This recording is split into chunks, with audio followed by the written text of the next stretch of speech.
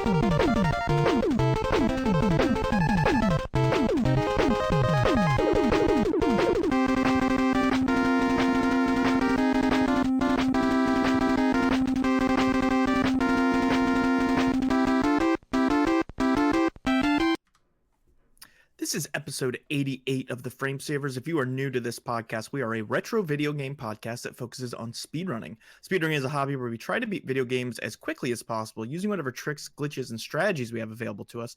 And this week, we are excited to be back from AGDQ 2019. We're going to be doing a sweet recap episode with our literal dude, Spikevegeta. What's up, dude? What's up, guys? How are y'all doing this week? You've got big shoes to fill. We've always done this with Grand Pooh Bear. And this is the first time we've ever done a GDQ recap without Grand Pooh Bear. So literally the first time. Red Bull sent us a waiver. There was a lot of things we had to drink a lot of Red Bull during the episode. Oth's doctor didn't sign off on it, and so here we are, with our first option, which is Spikevegeta, of course. Oh well, thank you. I'm glad I'm not too big enough. I can still come on to my friend's podcast for the Frame Savers here. Yeah, excited to be here talking GDQ.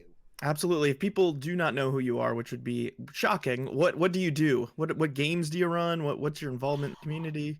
I play a lot of games. Some of them fast, others slow and funny and painful, like Yu-Gi-Oh. But yeah, I don't know. I've been around the speedrunning community for 12 years now. 12, we can almost say 13. What an old man. 2019. I know. I was supposed to say, I was in my 30s all of a sudden. It's weird walking around. There's like 16-year-olds walking around and they're better than me at video games. But yeah, and I've been involved with GDQ since Summer Games Done Quick 2011. Wow. Yeah, I've been kind of developed into a interviewer slash I get to be on a lot of couches and do a lot of commentary as I did this past you're week. a Games Done Quick staple. People just associate you inextricably with Games Done Quick between now even with your hosting and interviewing roles. On top of that, just always been known for being a big personality doing runs and the hosting and the commentary, that kind of stuff. So yeah, and if you're not aware, Spikevegeta is the only person to ever co-host the Frame Savers without one of us in an episode. That is so. correct. Back in our Donkey Kong Country episode, while Oth was moving, me and Spike talked about the video game, so you can check that episode out. But Spike is one of our favorite people and just a great commentator and fun speedrunner, great streamer. You should definitely follow him. And we normally ask what we've been up to, but I think we all know what we've been up to. We've been at the GDQs. Yeah, it's been hard for me. I'm kind of an introvert, and I haven't been not around people for almost a month now, between the holidays, friends visiting, AGDQ, surrounded by 20 this. Today I went to work and I closed the door to my office, and this was like the first time I wasn't around anyone for so long. It was really nice. Yeah, I'm kind of the same way. I come off going and gregarious and all that, but I generally want some alone time throughout the day, and so it is kind of nice to be home and not surrounded by people, but had a blast, of course. I can't handle much more than a week of being around people 24/7, but I had a lot of fun. We got a lot of stuff to go over, and panels, speed runs, just hangouts in general is a really great time. We do have some upcoming events, just in case you are maybe having a little bit of withdrawal from the GDQ. You've been watching speedruns 24/7 for a week, and now you're getting itchy. You're getting a little shaky. You're sitting at your desk. You're just tapping the desk, trying to get your fix of speedruns. What do we have coming up? So what we have coming up next is we have the UK Speedrunner Gathering 2019, or Winter 2019. edition. So that's a marathon that happens in the UK for speedrunning. The Twitch channel for that one is ESA Marathon, so you can find that run actually on ESA Marathon, and that'll be happening January 19th and 20th. So right around the corner. Give you something to get that quick fix after GDQ left you in the dust. I assume that's mostly FIFA and Harry Potter speedruns. Is that correct? Since I it's don't. in the UK. Yeah, so much like Harry Potter was only allowed to hire British actors, UK Speedrunner Gathering is only allowed to have British themed runs. So it's mostly just anything soccer related, anything Harry Potter related, that kind of stuff. Okay, perfect. We also have Calithon. That was a joke, by the way. Please watch it if you like things outside of FIFA and Harry Potter. Calithon is coming up March 14th to the 17th. That's going to be at twitch.tv/Calithon, a quickly rising up in-person marathon that's been gaining traction. I think this is the 4th one. Is that correct? I believe Assuming so. that's why there's a 4 instead of an A. Off doing a speed run there. Spike, are you doing be running there as well? I wish I was. I have to limit the amount of events I go to, but I will definitely be watching. I've heard of a number of my friends doing runs that I'm definitely going to be watching. It's becoming harder, and like it used to be that if you were going to the GDQs, that was the one big one, and now that was your chance. Yeah. I'm really glad that there's more events coming up that are starting to contend with GDQ in terms of like size and quality, but it is making it very hard to like find a way to be in all of the places to be. Yes. Sure. But What run will you be doing? Especially one over in California. Sorry, go ahead. Oh no, absolutely. What run will you be doing off? I'm doing a co-op run of The Adventures of Cookie and Cream with Skybills, and I'm also doing a race of Aladdin for the Super Nintendo with Drex. That's gonna be awesome. And Cookie and Cream's a run you've been trying to get in co-op for a while, so it's gonna be really boyfriend and girlfriend going into this speed run together. Maybe leaving single. We don't know yet, but you know. It's going to be a lot of fun. If you've never seen us run it, it's a lot of bickering back and forth. You know, every time we lose time somewhere, it's like, well, whose fault was that? Right. Well, you didn't wash the dishes yesterday, and then it usually devolves into a lot of... Classic. No, I'm Classic. stressed out. I can't deal with this. Well, before we jump into a music break, let's talk a little bit about our experience at the events. You know, so primarily when we do these episodes, we focus really heavily on the runs. For those of you who either are tuning in after the fact or saw it live, what GDQ is for a lot of you is the runs that happen on stream. But as we always try to really drive home, for people who attend GDQ, for going to GDQ, it's a completely different experience. While we're very supportive of our friends and all the runs that are going on, what GDQ really represents is an opportunity for the community to get together. And so there's a lot of fun events happening in the background. And so we like to talk about our experience at these events. So, you know, let's just talk about some of our favorite moments from GDQ, maybe. Sure. I mean, I not to get a little sappy here or anything, but I think one of my favorite moments at GDQ was just hanging out with you, doing notes for Mike Tyson's Punch Out before, you know, the day before our panel. We don't normally get together in person and work on our notes, and we just got to have a nice little, like 2-hour long time just hanging out and just chatting, having a fun time. And also, I mean, this is kind of a heavy podcast week for me because I did the Frame Savers panel.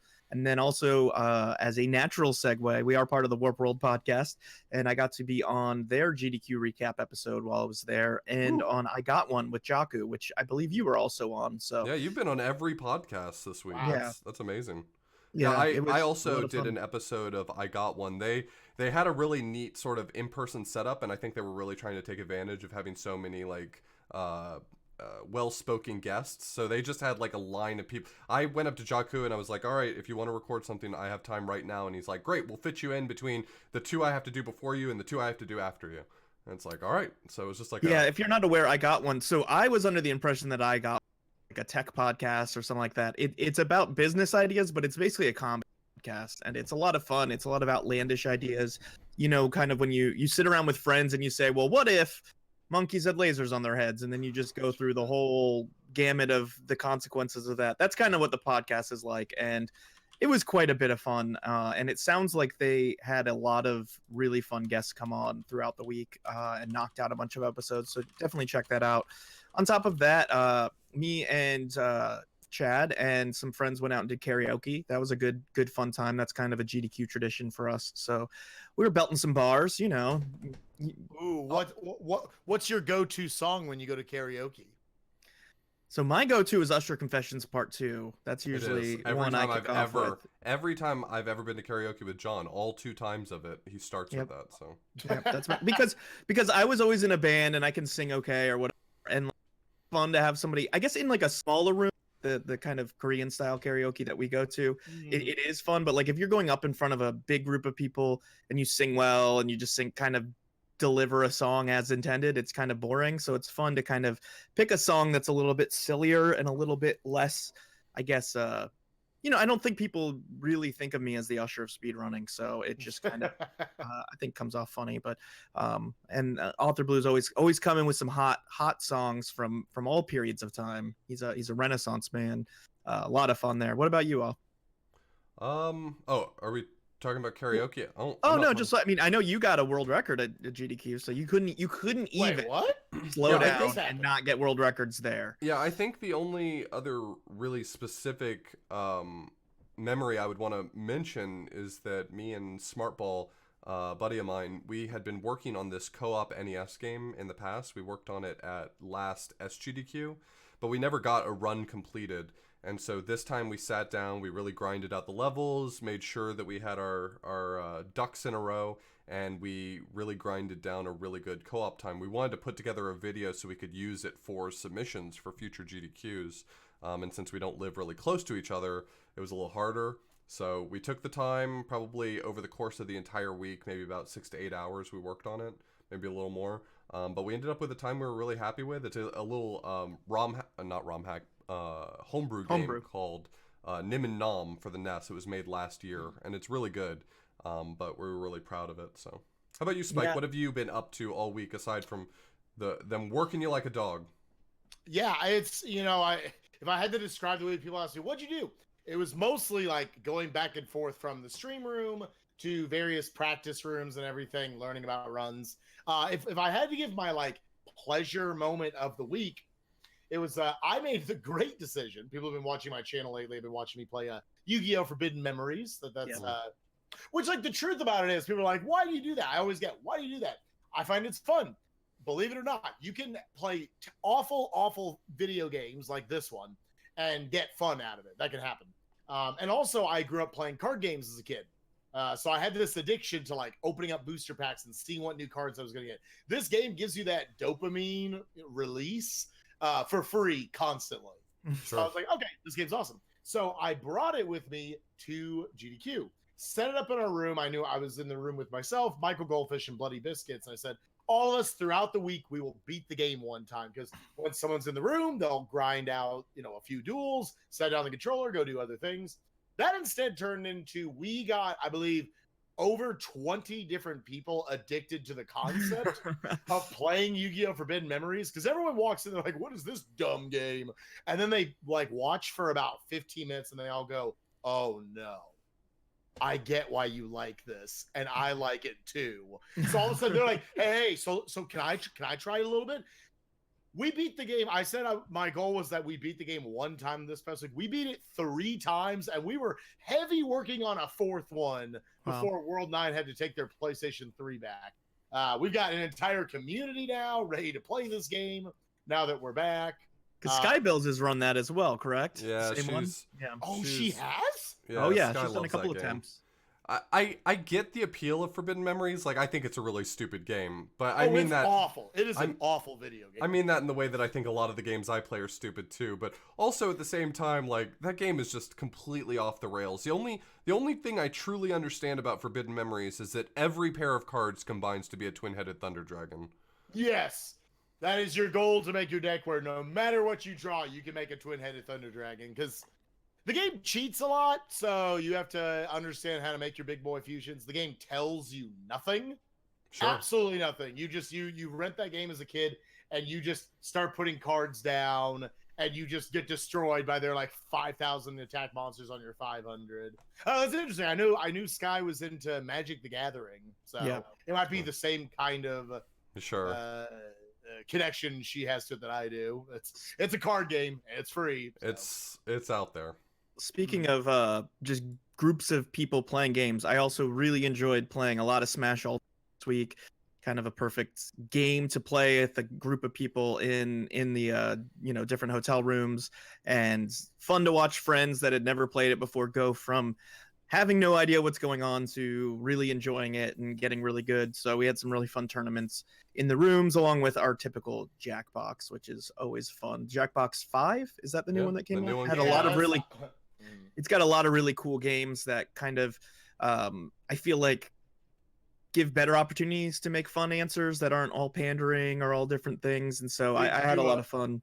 Where did you play Rap Battle or whatever it's called? Oh, we played a lot of Rap Battle. We played a lot of the patent game. So a lot of fun with those for sure. Yeah. Just kind of new creative ways of kind of moving on from Quiplash and doing some new stuff. So a lot of fun times overall. So I think that's probably a pretty good summary of our weeks in terms of just private stuff. But we can go ahead and take a quick break. We want to get into these speed runs because that's what it was about. And talk about the runs that we saw and liked.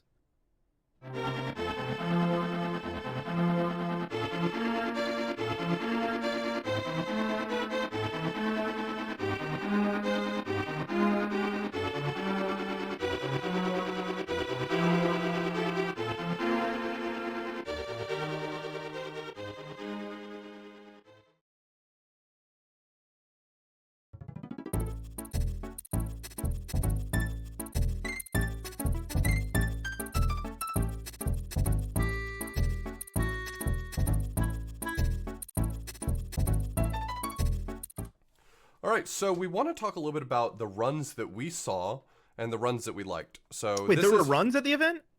Yeah, there was a room right next to the practice room, I think it was. Okay. And they had like this big projector where people were playing video games all week. It was they should put that on Twitch. Yeah, I think it would do really well. Yeah. So a few or two, sure.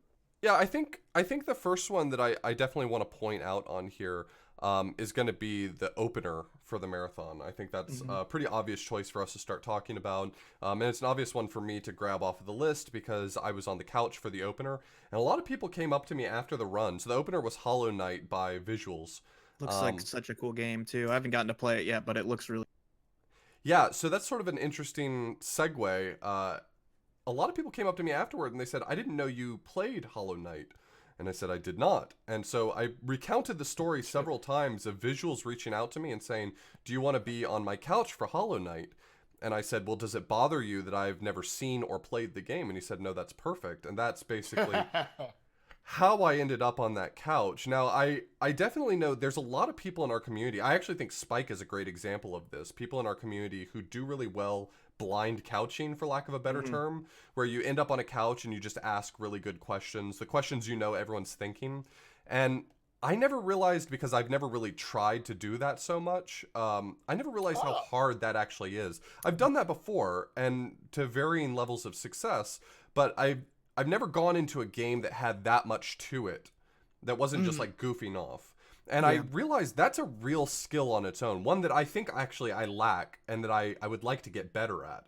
Because I think being that person, that voice for the viewer, that, you know, the viewer is asking a question, I have it too, let me just say it, is something that's really useful. And I wish I had done better, but, you know, at the end of the day, the runner came with some really stellar commentary of his own, and all of us on the couch were just goofing off and having a good time. So I think it still turned out really great. It's still worth going back and watching. It's ironic that you say that because this year was the first time that I couched a run that I had never seen, done research at. Normally, when I couch at GDQ, I meet with the runner ahead of time. I, go through the game, all of the different tech. I usually look up online kind of details about, the development of the game, all that stuff. For Mr. Cab's Comet Striker run, I went down to the practice room to learn from him, and he said, well, why don't you just sit on the couch and not know anything? And that way you can ask questions if something comes up, or, if there's something that we haven't explained well enough that an average viewer might have a question about, you would have that question. And it is a very difficult skill. I was also underwhelmed at my ability at it, but I did the best I could. And it is really interesting difference between what you and I, who couch quite a bit, and same with you, Spike, do on a regular basis. I think Spike's filled this role a lot more often than we have, and it is definitely a challenge. Well, and to defend you guys a little bit, I'm not sure other than maybe one instance, and I wasn't crazy about myself doing it either, I've alwas done at least I Am Bread, isn't it? It's I Am Bread. Yeah, I mean, it actually wasn't Iron Bird. It was a Mega Man, Wily's, the Oh, Genesis. Wily Wars. Wily Wars. That was the one that they needed someone on the couch, and they literally pulled me out of the audience. And I didn't feel like I did a great job of that. It is an underrated skill, as you guys are bringing up. Everything else I've done, like I did Dead Cells this week. I had never seen Dead Cells before. So okay, put me on. Let me meet you the day before, and let's go over some things. Mhm. I don't know. It's tough to try to think of like, what do I want to ask? What is not stepping over the boundaries of what the runner wants to talk about? Mhm. Because I feel like if I sat on one of your couches, either one of yours, I would You have a did pretty it. You good said idea. there's debate as to whether or not you said a bad word while you were on. I know.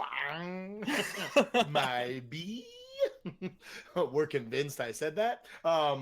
But no, I feel like you would have a little better rapport with you guys and understand, like, okay, this is the time to jump in, whether it's with a joke or like have a question. Because I remember the one time I was on the couch, I was like, I don't know if I don't know anything about him. I don't know if he's going to be nervous if I bring up a question or where. I don't know if it's like relevant at all. But yeah, I think it ultimately comes down to what is that question that it just genuinely pops up in your mind. Because I would, and this is not an ego thing, I think the three of us sitting here were relatively speedrun savvy people. We the can look greatest? at and say, were like, you looking for the greatest? Is that what you were trying to say? The top 3 ranked speedrunning minds in the world. Sure. And it makes sense. Look at us. Not counting Blecky, of course, but yes. We're still trying to pass him. He's like the Alabama of speedrun minds. He's just like Clemson now. I don't know, college football references. But yeah, it's an underrated skill. But yeah, if you know the right questions to ask, I guess there's not necessarily a wrong question. You're just doing an interview at that point. Sure. But, yeah. I will. I'd also like to mention that we did something new this time around for our GDQ recap. So as we've said before, we don't really have the time at the marathon to watch all the runs, and we do a quick turnaround for these episodes. We want to get something out to promote all the runners and the fantastic runs at GDQ. So we did something a little interesting this time around. We actually got a few people in our TFS community to write up small reviews for some of their favorite runs they saw, and a ton of people actually mentioned Hollow Knight, and so I want to read one of them. Zelnus.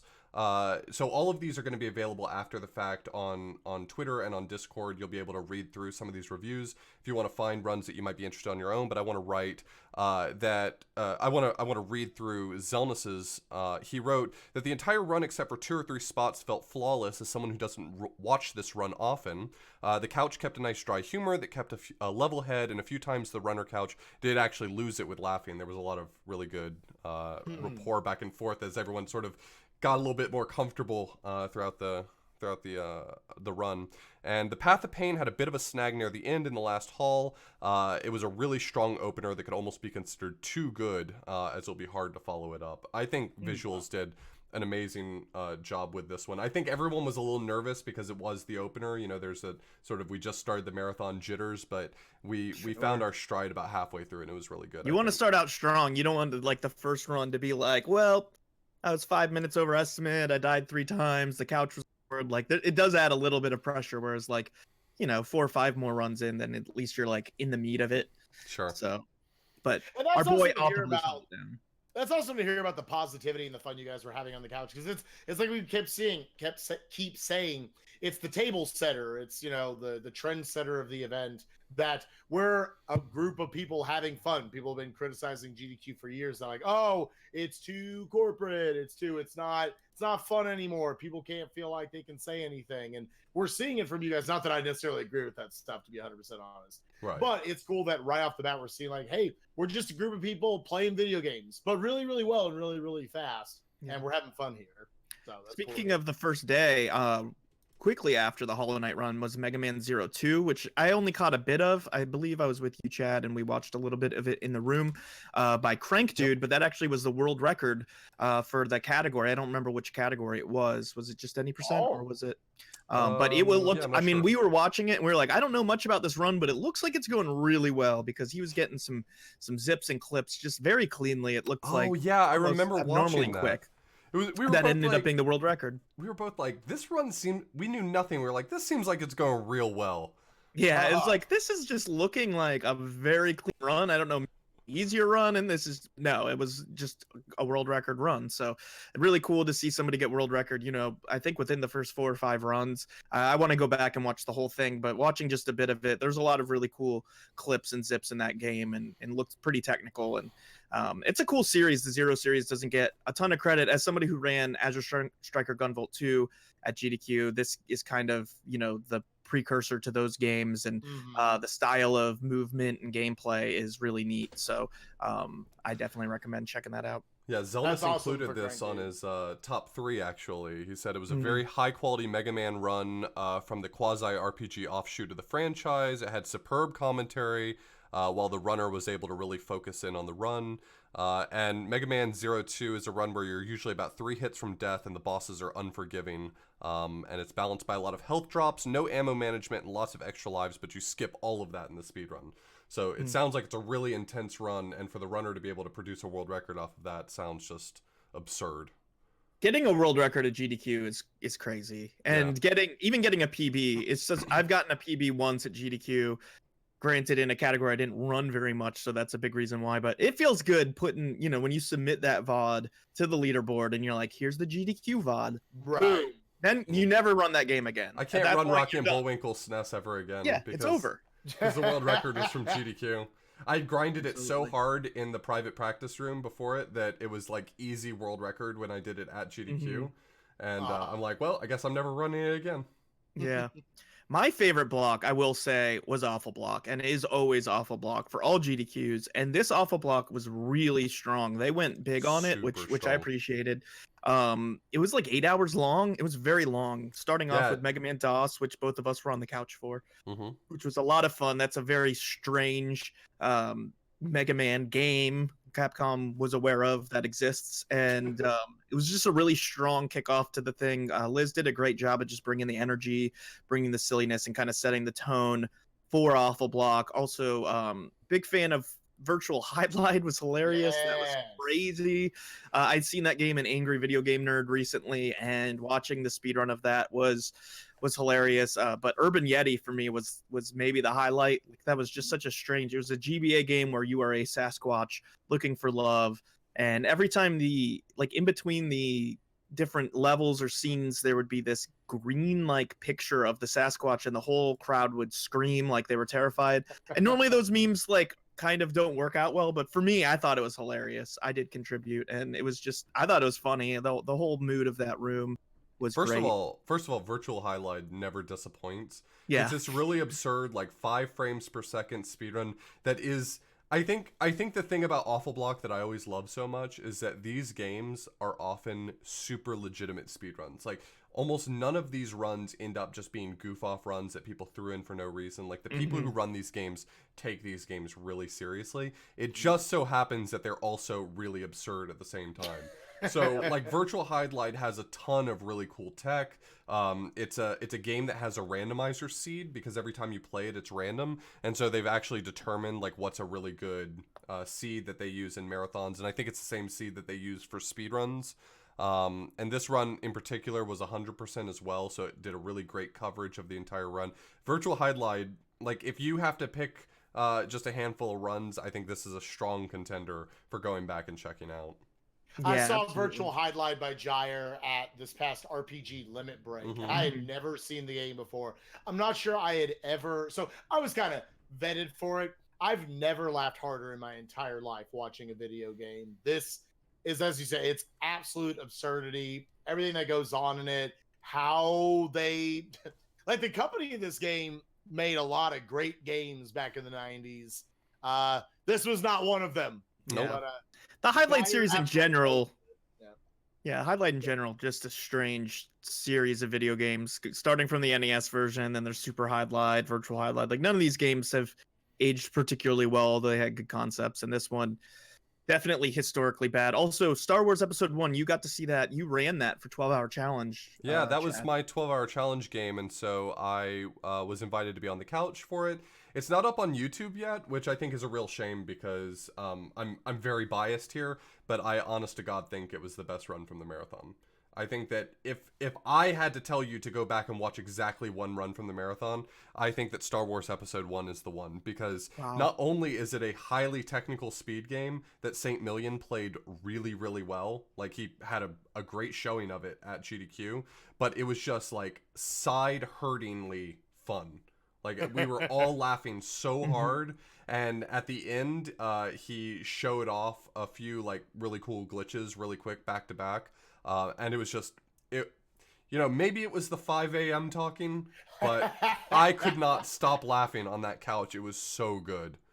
Absolutely. Awful Block for sure. Strong showing. And I hope they continue doing large Awful Blocks, because it is my favorite part of the marathon for sure. And it works that it's like 2 a.m. to 10 a.m. Like if it were just during the day, like and sunny out and you're like eating a panini, you're just like, I don't know. But yeah, a little bit of that grogginess in you. You get a little bit too much caffeine. You're trying to stay up, and then you see a giant Yeti and just starts to get silly, and I appreciate that quite a bit. So. That Urban Yeti run, though, by the way, like that game had soft locked for Pete, and that run is already pretty janky. And he had such a great attitude. He's like, well, I don't know what I expected. I'm just gonna put in a password and we'll keep going.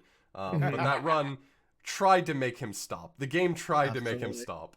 So yeah, it was hilarious. You gotta have a little bit of a jokey, positive attitude if you're gonna be in the awful block. Like even if you take your game super seriously, because I'm not saying you shouldn't, you have to have a little bit of tongue-in-cheekness about it. That like, hey, it's a showcase. I would say this about any game, but like I'm running Urban Yeti in front of the audience. Like whatever I think about it, they're gonna view it in a completely different way. Something like that happens, laugh it off as much as you can and move on.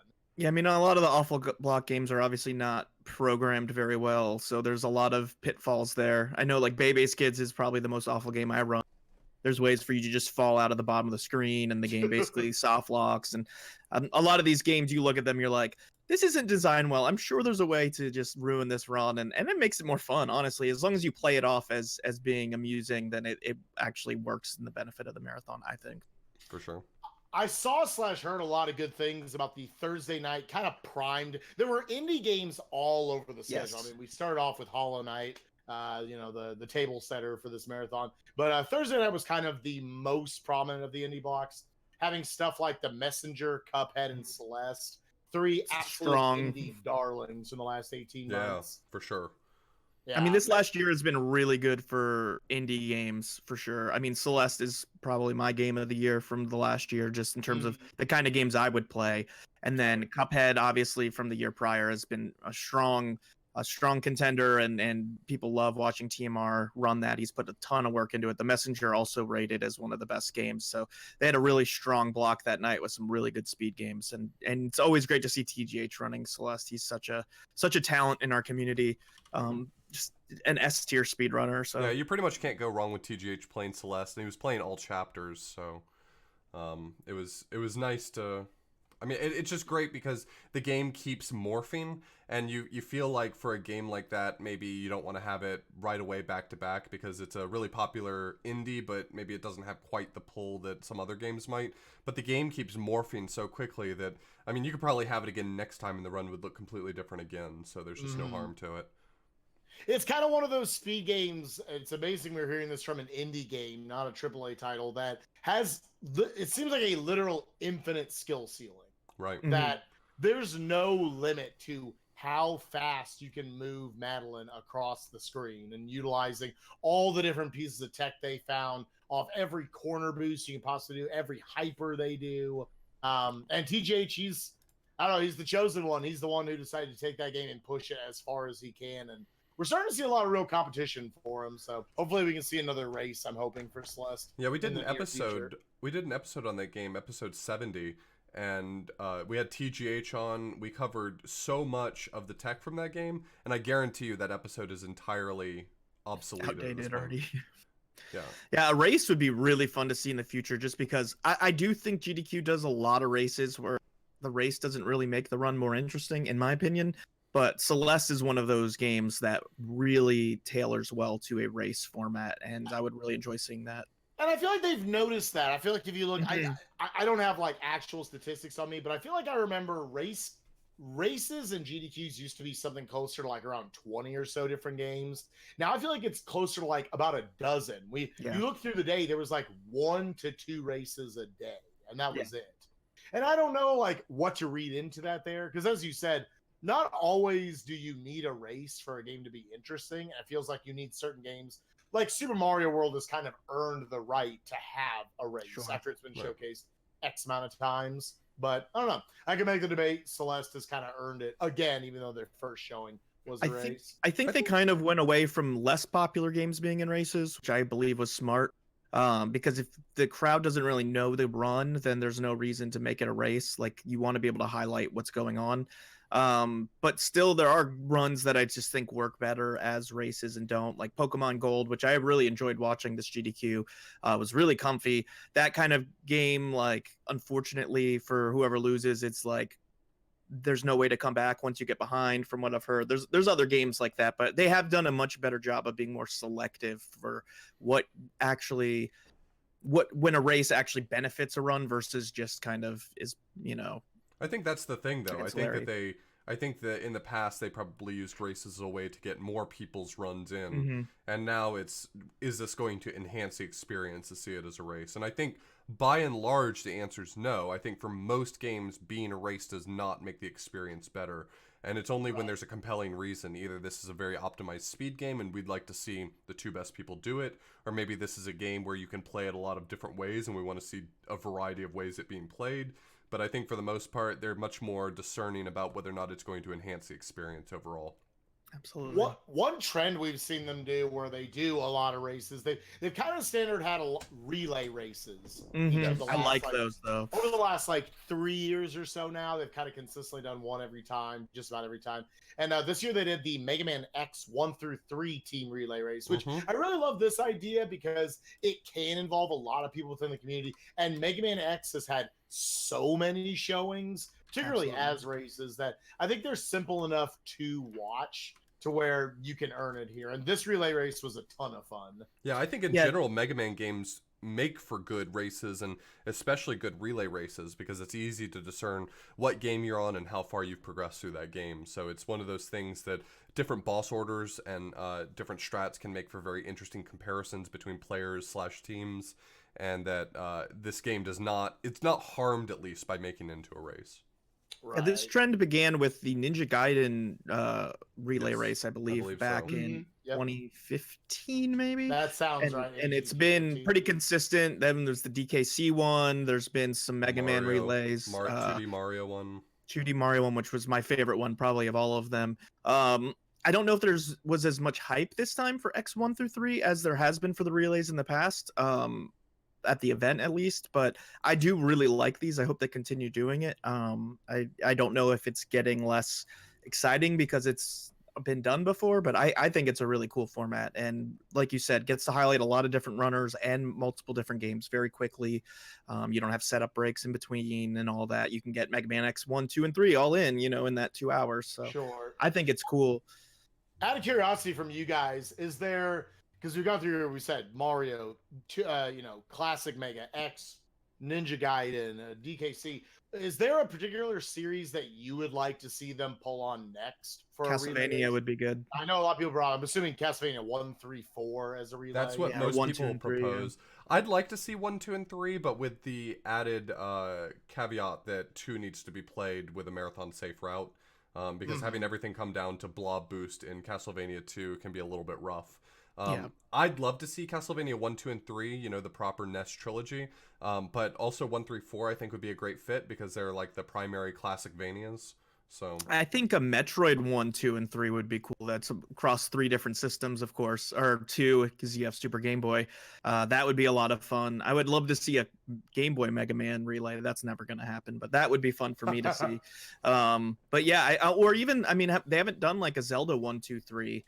That would also be really cool to see. And actually, that would be a great fit because there are people who do Zelda 1, 2, 3 as a legitimate multi-game category. Yeah. That's a thing that people run, is Zelda 1, 2, 3 as a thing. So I think that's probably the next obvious choice, is to do... That's the one I would enjoy the most of those options. Yeah. Like, I would really enjoy to see the best one, like... you know, the Lax and Eunice's hop on Zelda 1, and then have like the Pro JNs hop on Zelda 2, and then people like Zelna hop on Link to the Past. That would be a crazy relay and a lot of fun. It would take some work balancing the teams for sure to make sure that it's not going to finish you know, as a big blowout, especially with how much longer Link to the Past is than the other For sure. runs. But yeah, it would definitely take some work. I think, as is the case with a lot of these relays, balancing teams is a special challenge that you don't really have to consider for other race formats.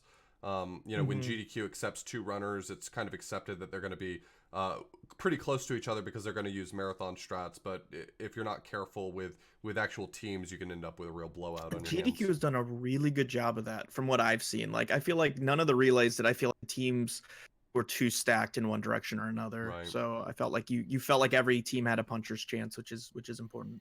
Yeah, Absolutely. Speaking of A Link to the Past, it was run in a very interesting way where you die in one hit. yeah. One hit KO. Yeah, the one-hit KO run was at AGDQ, and I think that this was an interesting choice. So typically when you do one-hit KO, you do low percent one-hit KO. There's a few actually really important reasons why that is, not the least of which that the one-hit KO hack kind of breaks if you have a fairy, so you're not allowed to collect fairies. But aside from that, it's also, you know, challenging yourself to play it in the hardest possible way. You have to get the minimum number of items and you die in one hit. And this is one of those runs that I sort of had out of the corner of my eye one of the times I was in the practice room. I'm really looking forward to going back and watching this one. Me too. But from what I heard, it was just a stellar showcase. I've seen a ton of clips from the run. It's just definitely going to be worth watching. I can guarantee. Yeah, I was especially with watching the Zelna Cold being the Stare runner. fight. Cold Stare fight with the pause bufferings to avoid. Unfortunately, he died. There were, I think, 4 deaths in the run, which is not bad. But just the pause buffering was just, you know, amping up the drama of the event because it was like frame by frame, and he was avoiding these ice cubes fall from the ceiling and explode into 4 pieces. He was avoiding them by the most narrow margins. So, you know, Chad and I both raced this at one point and know how hard it is to play one-hit KO. So the fact that someone could speed run it at low percent is just kind of insane. I love any speedrun they can find to showcase at a GDQ that's just a lot easier for the audience to appreciate, because that's our goal as speedrunners, is trying to find like, how do we get it across to the audience? What's going on is very difficult, but also fun to watch. Link to the Past, it's, you know, if something touches you, you just die. Yeah. So all of a sudden, all the boss fights he went into where he's barely dodging Vitreous's lightning bolts, where he's dodging all these falling snowflakes in Cold Stare, where Moldorm's being a big butthole the whole time. There's just so many easy ways to appreciate what was going on screen. You could hear the audience actually genuinely gasping the entire time.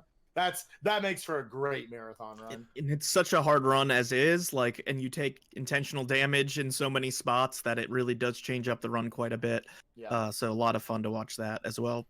I think that's one of the big things about it is that because you can't do your typical damage boosting and because everything's so temperamental, it does change the game in an appreciable way. This is not just a super play of a talented player playing without making any mistakes. This is almost like a unique it's almost a unique speed run, because you can't bomb jump in order to get past things. You can't bomb jump in order to skip directly to the hammer. You have to properly route the game almost as intended, because a lot of these strats fail to work. 40 watt range, one of our GDQ correspondents, had written that he had never seen this, and he was on the edge of his seat with all the close calls. Extremely impressive knowledge of the game, and I'm sure that applies to both Zelna and his all-star couch he had right there, especially when it comes to the RNG patterns. And it says since he wasn't able to use any damage boosting like bomb boosting, it was nice to see a run of it in its more natural intended path. There's so much of this game that actually ends up getting skipped because of bomb boosting, you know, some very small things, some significant things. So it's almost like accidentally the GDQ audience got to see this game played the way it was meant to be played. No bomb jumps. Also, you can't run on the spikes, obviously, which are, Right. there's many points in the game where we just go ahead and run right over the spikes to get keys and stuff, like in Misery Mire. Can't do that. You've got to actually use the cane of Burna. Is it the cane of Burna? Yeah. Which is, you don't even get that in NMG, so you get to see a whole new item used properly. A lot of really cool stuff added to that, and Zelna is just an unbelievable talent at that game. So definitely worth checking out. Another great talent, Justin Incredible, had an amazing Super Mario RPG run, which was just really impressive. I mean, he was sub 3 hours in English RTA time. They obviously didn't play the 30-hour credits at the end that they Jeez, normally use for timing. That's an incredible time. Yeah, so he had a really, really good time. He got like 7 freebies. He actually had really good RNG, which that game's famous for not having. And also the drama of the power in the whole building went out during that run. That was I was in the spooky. practice room. Yep. We were upset in the room because we were playing Yu-Gi-Oh! And the power went out. We lost like 10 minutes of farming. And then we all thought, oh no, Super Mario RPG is going on. What are we going to do? We assumed everything went out of power, but yeah, which would have been terrible, like because you don't save. I don't know if he did safety saves. If he had, it probably would have been a long time before. So luckily, I guess they have backup generators, I think, or something. But we were all in the practice room. Practice room went pitch dark. Everybody started going, ah! Stream was still going on my iPad, so I was like, okay. Yeah, we were in the practice room, and like a giant group of people ran from the practice room over to the stream room because everyone was wondering what happened with that. But fortunately, it does seem like they are on some sort of battery backup system, at least for the consoles and the stream PC. I don't know how much is actually hooked up to that. Got to be a pretty impressive battery backup system they've got in there, but it was fortunately enough that it seemed like they didn't lose anything. You know, we saw the stream pop back up. Justin was going like it was no big thing, so... So just for go ahead. Go ahead. I was just gonna say, just for sake of time, let's kind of go rapid fire through these last couple of ones we have listed here. We have a bunch of Mario games listed here, mostly the ROM hacks. So there are a bunch of Super Mario ROM hacks we haven't seen before, and the Mario Odyssey run, which has developed a bit since its last GDQ showing, right? I mean, you would know more than me. Yeah, it absolutely has. I mean, you have to show off a much bigger category, a category I'm very passionate about in Darker Side, and we got kind of one of those really nice, like, pseudo closers to the marathon. I almost felt like this and Super Metroid together was the closer of it.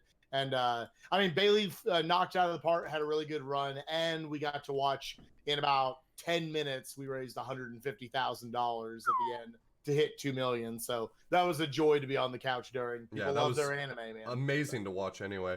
I do want to mention, so for the Super Mario ROM hacks, both of them were done in a race format, if I'm not mistaken. Which I believe one of them was a solo run. Yeah, that's right. World Gracie World was solo and Quickie World was a race. So the only incentive that didn't get met this time around, unfortunately, it was a pretty steep incentive right at the end of the marathon, was the incentive for the Thumb Shredder Showcase, which was going to be, if I'm not mistaken, it was going to be Glitch Cat showing off the Thumb Shredder ROM hack, which is this really cool Super Mario World ROM hack. If you've never seen it, you should check it out because they did you dirty by not showing it to you on GDQ. It's really, really entertaining to watch. A few more that are on our list that I want to mention. Cuphead, we already talked about it, but I do want to throw out there that from everything I heard, because I only saw little bits and pieces of it, so I can only speak to the parts that I saw, but from what I heard, this had probably some of the best commentary for the entire marathon. It was Blecky on the couch, and as always, Blecky knocks it out of the park. He is a tough act to follow. Anyone who does commentary at GDQ is basically just following in the shadow of Blecky. And from the parts that I saw, it was just fascinating listening to a game that I'm vaguely familiar with, but he just filled in every bit of detail, every question I could possibly have. And so I think it's probably really worth going back and watching. And I think there's one more that we should talk about, and that's the task block. So the task block... I just want to say real quick, I mean, I think all three of us really pride ourselves on commentary. I think we get some positive feedback that we do a good job, but all three of us definitely just looking up to Blecky. Anytime he's on a couch, strong recommend that you check out that run, regardless of whether or not you care about the game or you care about any of it. Just watch it because Blecky will make it way better. Absolutely, he's the gold standard of commentary. So task block. So this one was a little bit contentious. I think we've talked about task blocks since we've been doing these GDQ episodes. We always talk about what we like, what we didn't like from them.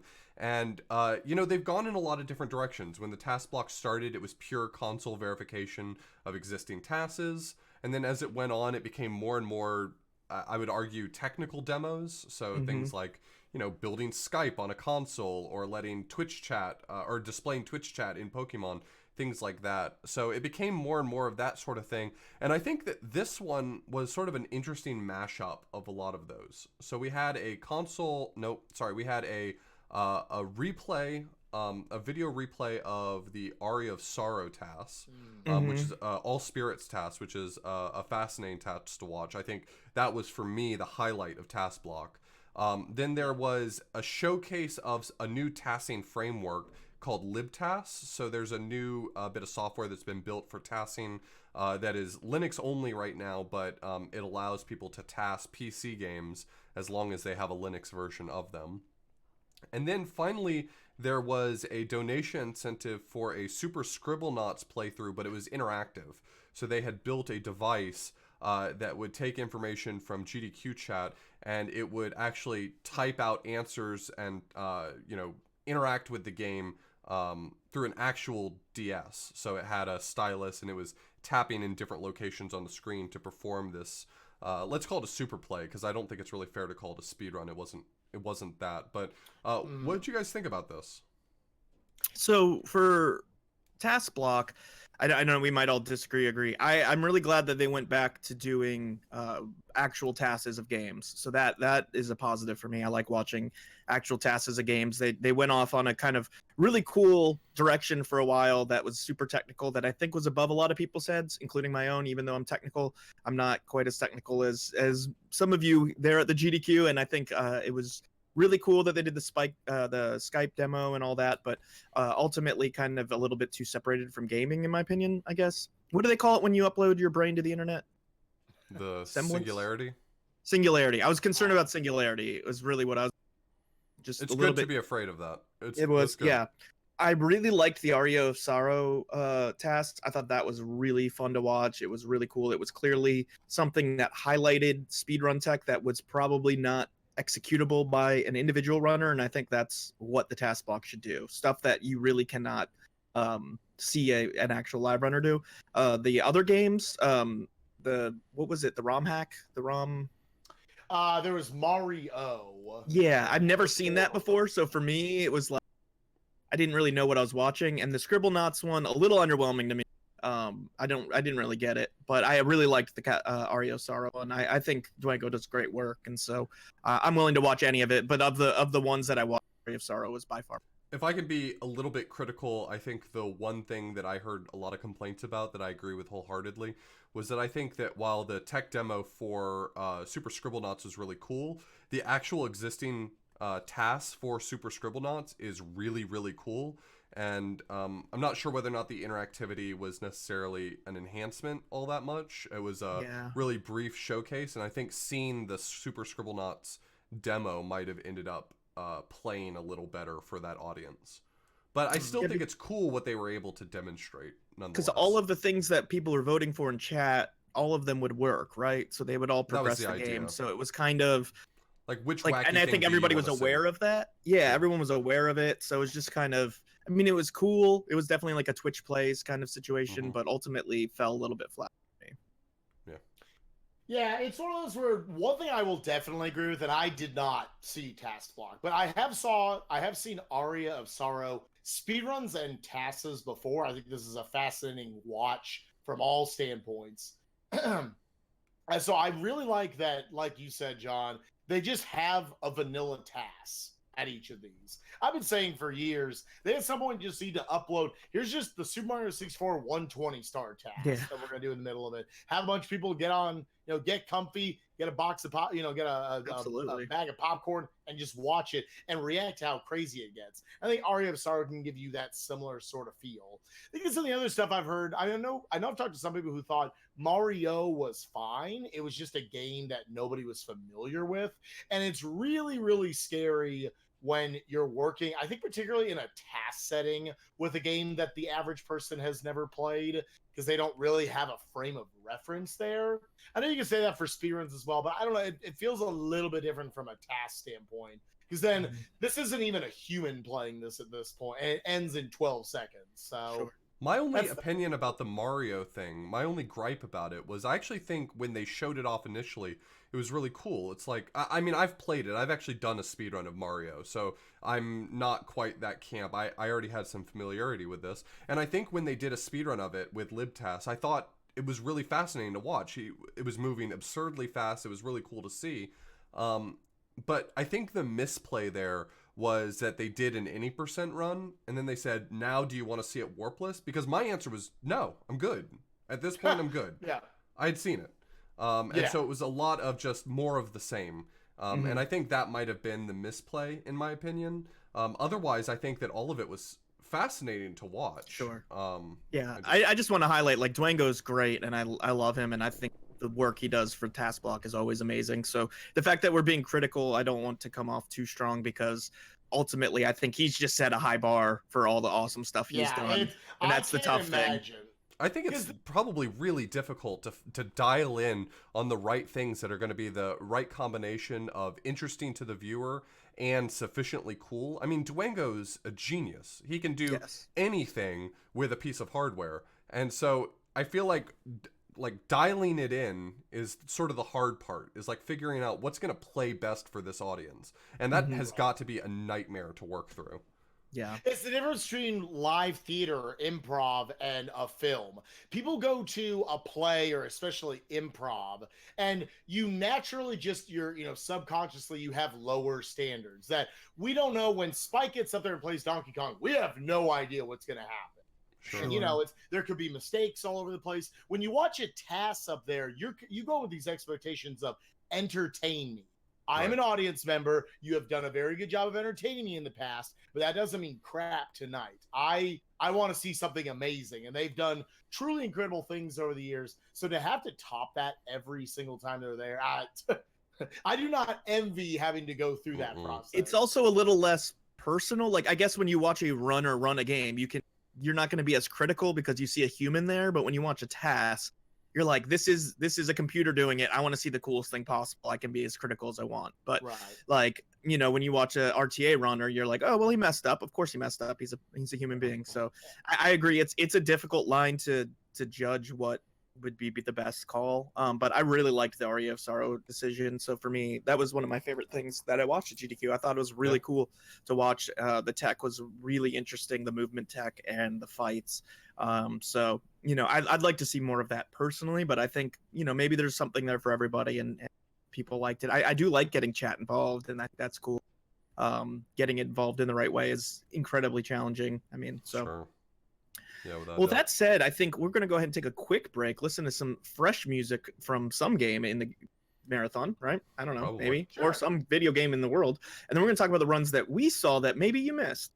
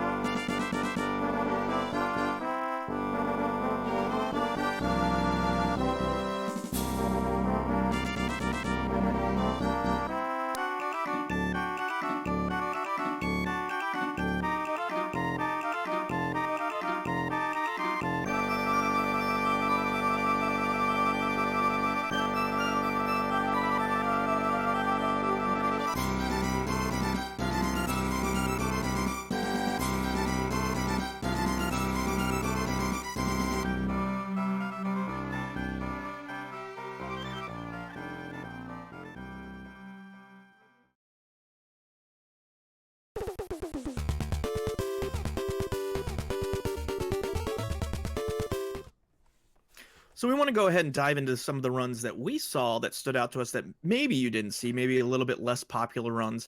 And for a lot of these, we didn't maybe see the whole thing. A lot of your time at GDQ, you're in a room, you kind of catch 5-10 minutes of this run or that run. But the run that really stood out to me, that's a game I want to check out and play casually, was Fee. I think it's called Fee, Fe. I heard everyone pronouncing it Fey, but I don't know. Okay. And then other people are like, is it iron? Is it supposed to be periodic table of elements and it's iron? Yeah, dude. Yeah, I don't know. Maybe it is, but I thought it was Corundum Core. It was just a beautiful looking game. This is this indie game where you're a dragon, and it had a lot of really cool tech to it, a lot of really interesting movement tech going on, and was just beautiful. I mean, I was just kind of blown away. Never heard of it. I mean, it sounded familiar. I think I've maybe heard the name in passing, but I've never seen it for sure. And seeing that game, I was like, that's a game I want to buy and play. And that was the one that stood out to me of games I'd never seen before that I was like kind of drooling over. It was gorgeous. My only criticism of it was that this was on when I was doing some of my practice room stuff. And so I was looking at the game, and then I'd look away, and then I'd look back a little later and look away, and then look back a little later. And the visual style of the game, I could never tell whether or not it had progressed because it's very same across the board. It is very samey, yeah. But what it is gorgeous nonetheless. So, yeah, it just looked really, really cool. What about you guys? Yeah, for sure. So I think I want to shout out Morrowind. I think I'm contractually obligated, having been on the love couch. them Elder Scrolls. I do. I really think the Elder Scrolls games are sick. It was a really cool run. So Arcariat, Albino Albatross, maybe you're familiar with that name. He's gone through some name changes historically. He did a run of Morrowind. It was all main quest Morrowind, and it's a fascinating run. That game is broken in some really satisfying ways, and he's very good at dialing in that right amount of serious commentary so you know what's going on, but also comedic commentary to highlight the absurdity of what you're watching. He's got like a really good balance, and it was me and a few other people who were on the couch, notably Caveman DCJ, who also, I'm not sure whether or not he's run it, but he at least has a lot of familiarity with the speedrun. And so him and Arcariat both did a really great job of providing that right commentary that dialed in on the speedrun itself, and then I was there to goof off a little. It was good. It was really good. Definitely worth watching. You probably missed it because it was in the middle of the night, but if you did miss it, you should go back and watch it. Yeah, Chad's passion for Elder Scrolls games concerns me because he said, for the podcast, I have to 100% Skyrim so we can do an episode on that. It's the only way we can do that episode, so we're he said I have to read all the books. I have to read all the books in the game. I have to rob everybody. He said the only thing you do in the game is Argonian. You got to watch all. You've got to read all six volumes of the Lusty Argonian Maid. Didn't you say all you do is pickpocket people in that game though? I'm terrible at Elder Scrolls games because, so at least for Oblivion and Skyrim, the game scales the difficulty of your enemies based on like the average of all of your skill levels. And because the way I play that game is to go into towns and pickpocket literally every person, I'm like level 100 pickpocketing right out the gate, level 100 stealth right out the gate. And so I no longer am strong enough to fight monsters anymore really early on. Have you considered to stop robbing everybody? I don't have that power. I'm sorry. You don't have the willpower. My hands are tied. I see a person not facing me, and I gotta crouch and right click. Next time anything goes missing from me at GDQ, I'm gonna know the right there. Yeah. I never turning, never turning my back on off again. Yeah. So what about you? Yeah, I'm going to go ahead and plug, guys, a little bit biased, but my good friend Glackham ran Rayman 2, The Great Escape. Rayman, and, really? Yeah, Rayman, what do you know? Something I'd bring up. This was last ran by myself at SGDQ 2011. It was like a century ago. The internet existed then? I know, right? I was like, was Twitch a thing? So were we? The Rayman series is amazing, and it's just... They all make for such stellar, satisfying watching runs. Mm-hmm. And this one in particular, this one, unlike, it feels like the 2D ones are very like movement based. They have their momentum conservation. The 3D ones are just glitchy as all hell. I mean, you're sitting there and these are Nintendo 64, PC, PlayStation 1 era. And so right off the bat, you're seeing clips into walls. You're seeing him swim through the air all over the place. All these cool boss skips and segment skips everywhere.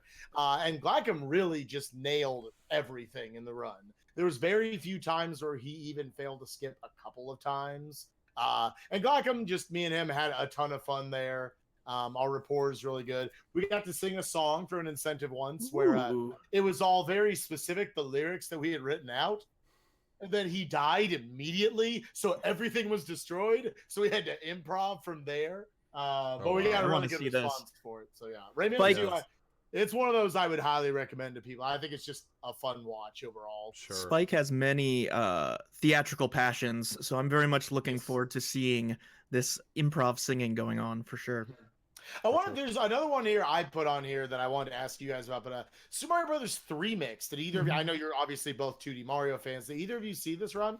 I watched a bit of it. I watched a bit of it. Getting to see the race. I've run 3 mix. It's a fascinating ROM hack. I think one of the most satisfying ROM hacks to play and watch. It's for those of you who don't know, Super Mario 3 Mix is a Super Mario Brothers 3 ROM hack where each world is sort of paying homage to other games in really interesting ways. So like the first world is based on Super Mario Brothers 1. There's a world based on Super Mario World that includes like an actual Yoshi that you can ride.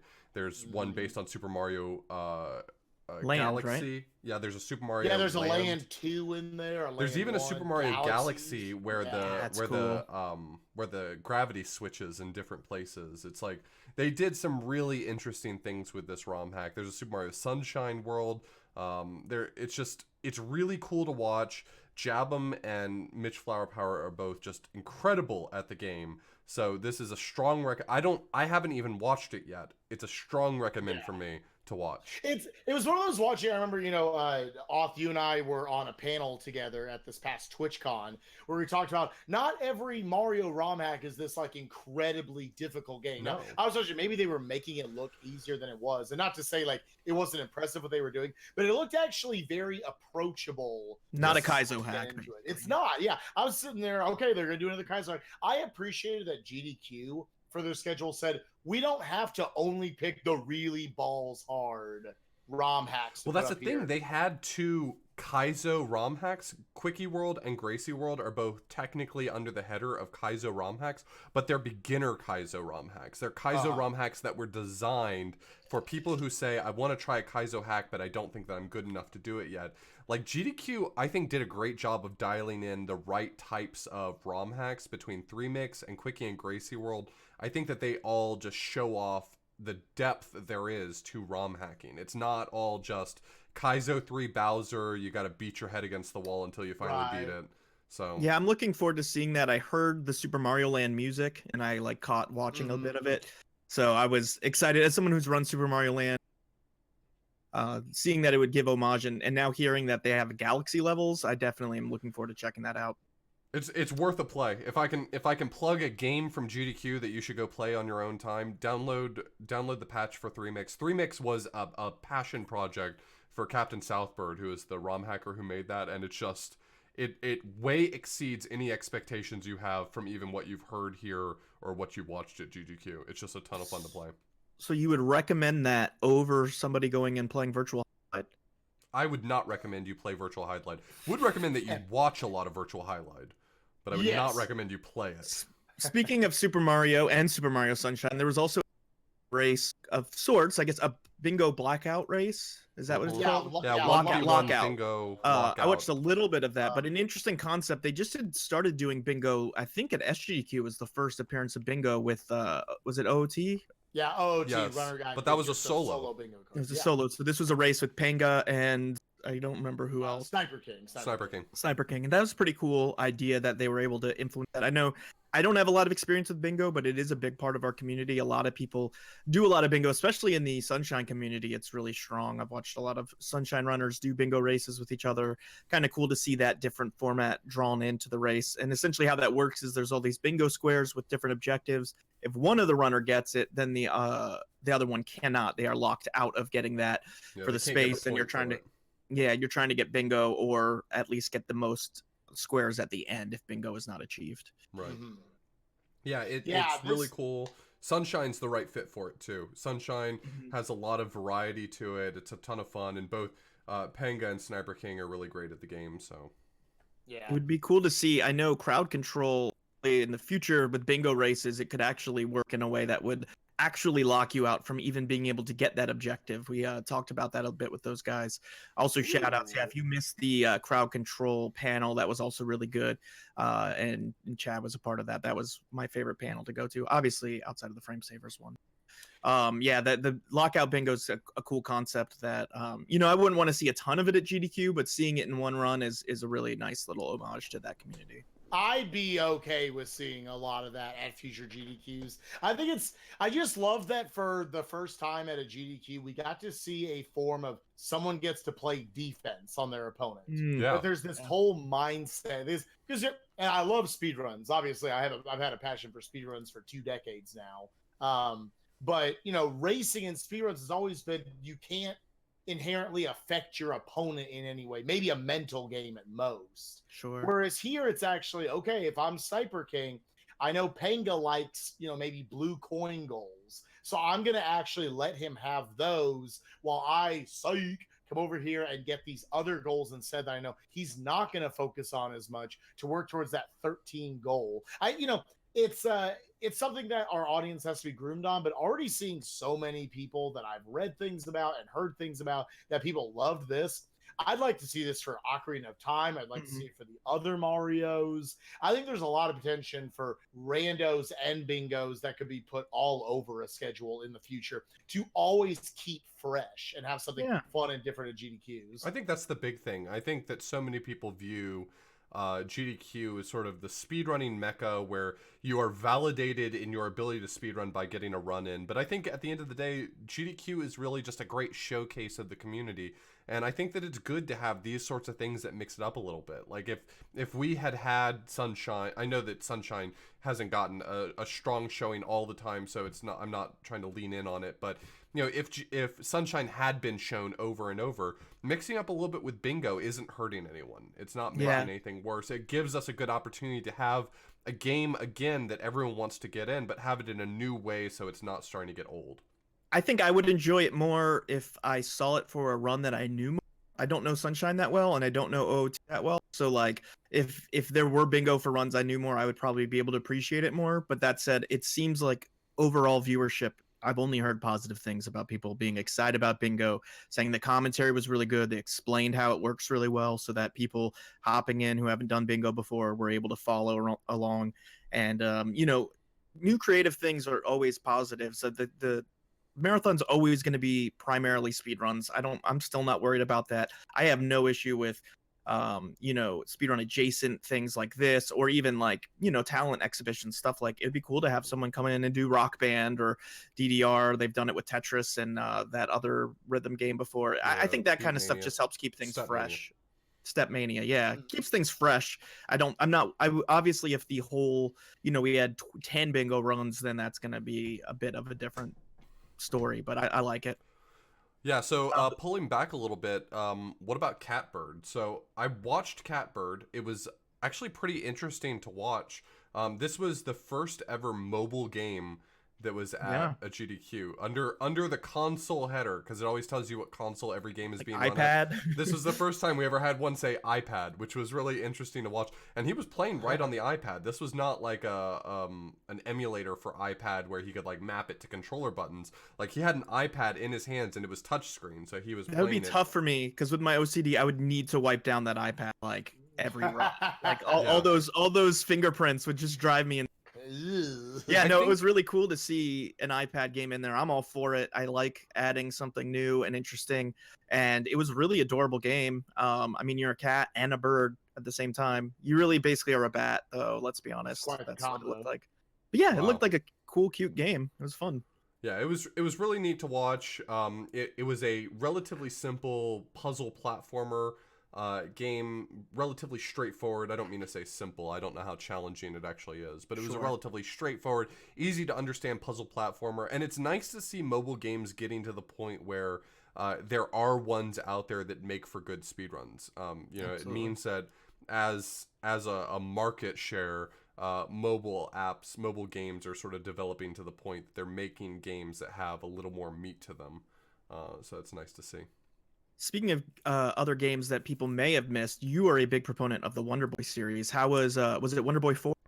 Yeah, it was Wonder Boy 4. It was a really cool run.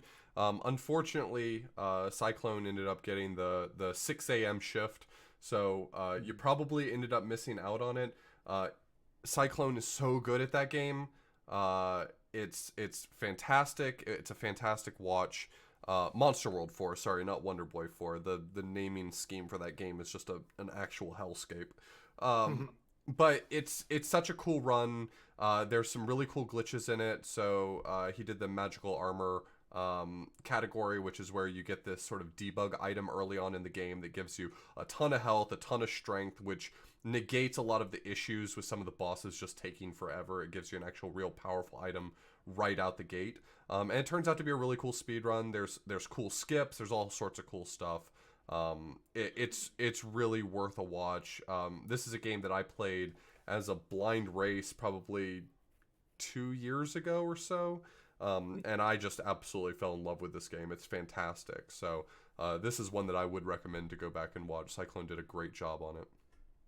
Absolutely. We got a couple more for rapid fire. We've got Sonic Mania Plus, which is a newer game, right? That was released for Switch. Yeah, kind of the PS4. almost like a director's cut version of Sonic Mania, and just one of the best GDQ races I've ever seen. I had the honor of being on the couch and doing commentary for it, but yeah, I don't even want to give away how this run goes. Just it's a 3-way race. It's really, really good.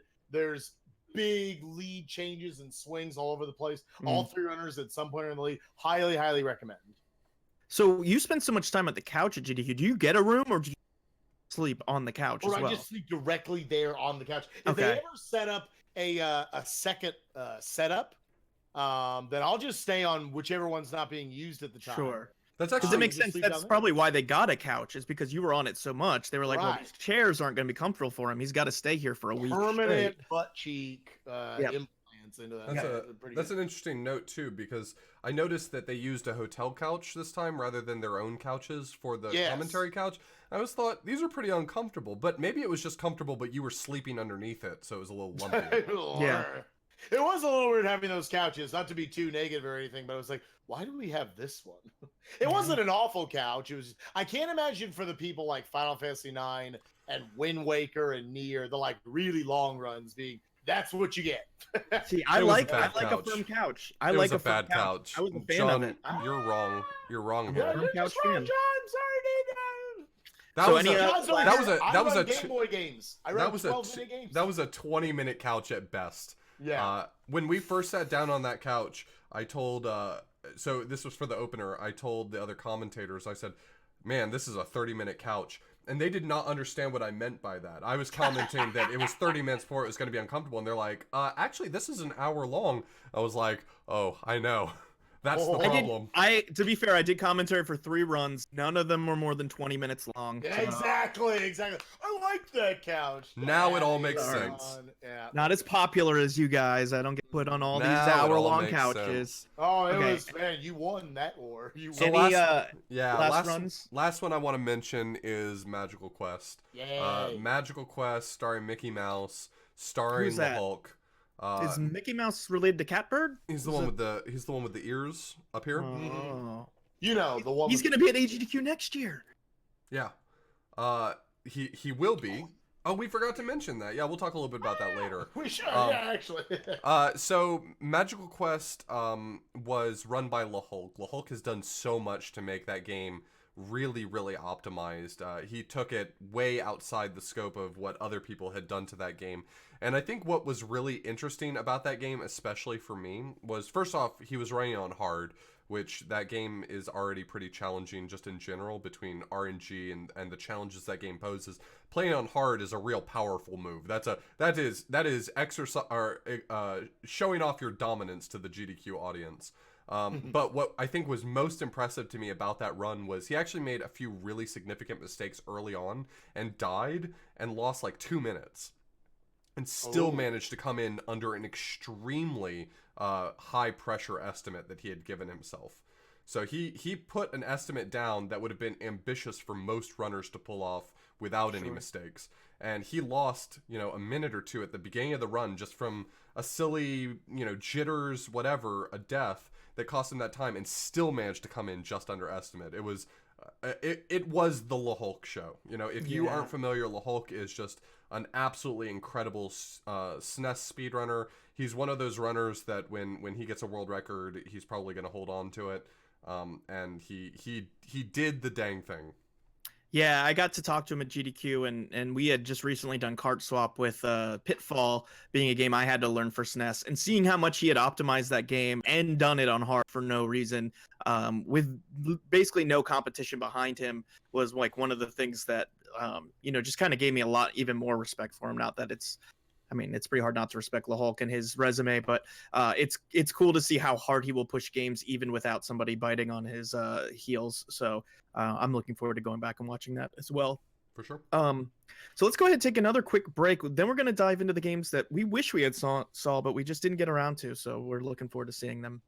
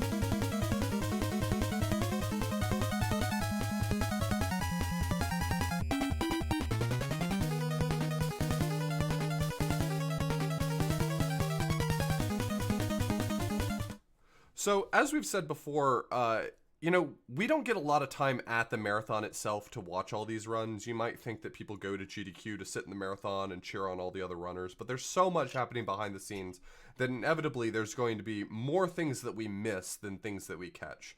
And so this is sort of our opportunity to riff on some games that we would have loved to have seen, but schedules didn't permit. And so we want to tell you about the games we are excited to go back and binge watch over the next 6 months or so. So I'm going to start off talking about one that I think one of us might have a little bit of information on. At least one of us has seen it, and that's the Donkey Kong Country Tropical Freeze race that happened at GDQ. So this Tropical Freeze, Donkey Kong Country Returns and Donkey Kong Tropical Freeze were both really great additions to the franchise, sort of brought Donkey Kong back to its roots in a really fantastic way, and there has been such an amazing community around these games, especially with Tropical Freeze getting, I think, a re-release for the Switch, right?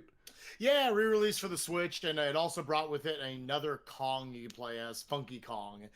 It's also kind of in its own mode where it gives you effectively an easy mode where you have more hearts to work with, so it's less punishing. And we actually decided to run that for this GDQ. And it's a ton of fun to get to play as Funky Kong. He has a natural double jump to him, where he can maintain all of his momentum all the way throughout, any platforms that he rolls off of or platforms that boost him off. He can then keep that going with the double jump for a while. This was a super fun run to get to showcase. I got to run it at GDQ Express as a solo run, and now had the honor of racing two of my very good friends, Michael Goldfish and Crunchy, in a race. It was one of those where we dogged on me a lot, and we had a good time. I actually took third place, and I thought my run was pretty good, actually. I had some deaths kind of right at the end of the run, but it was really Crunchy and Goldfish just had amazing performances, I would say, for a marathon run.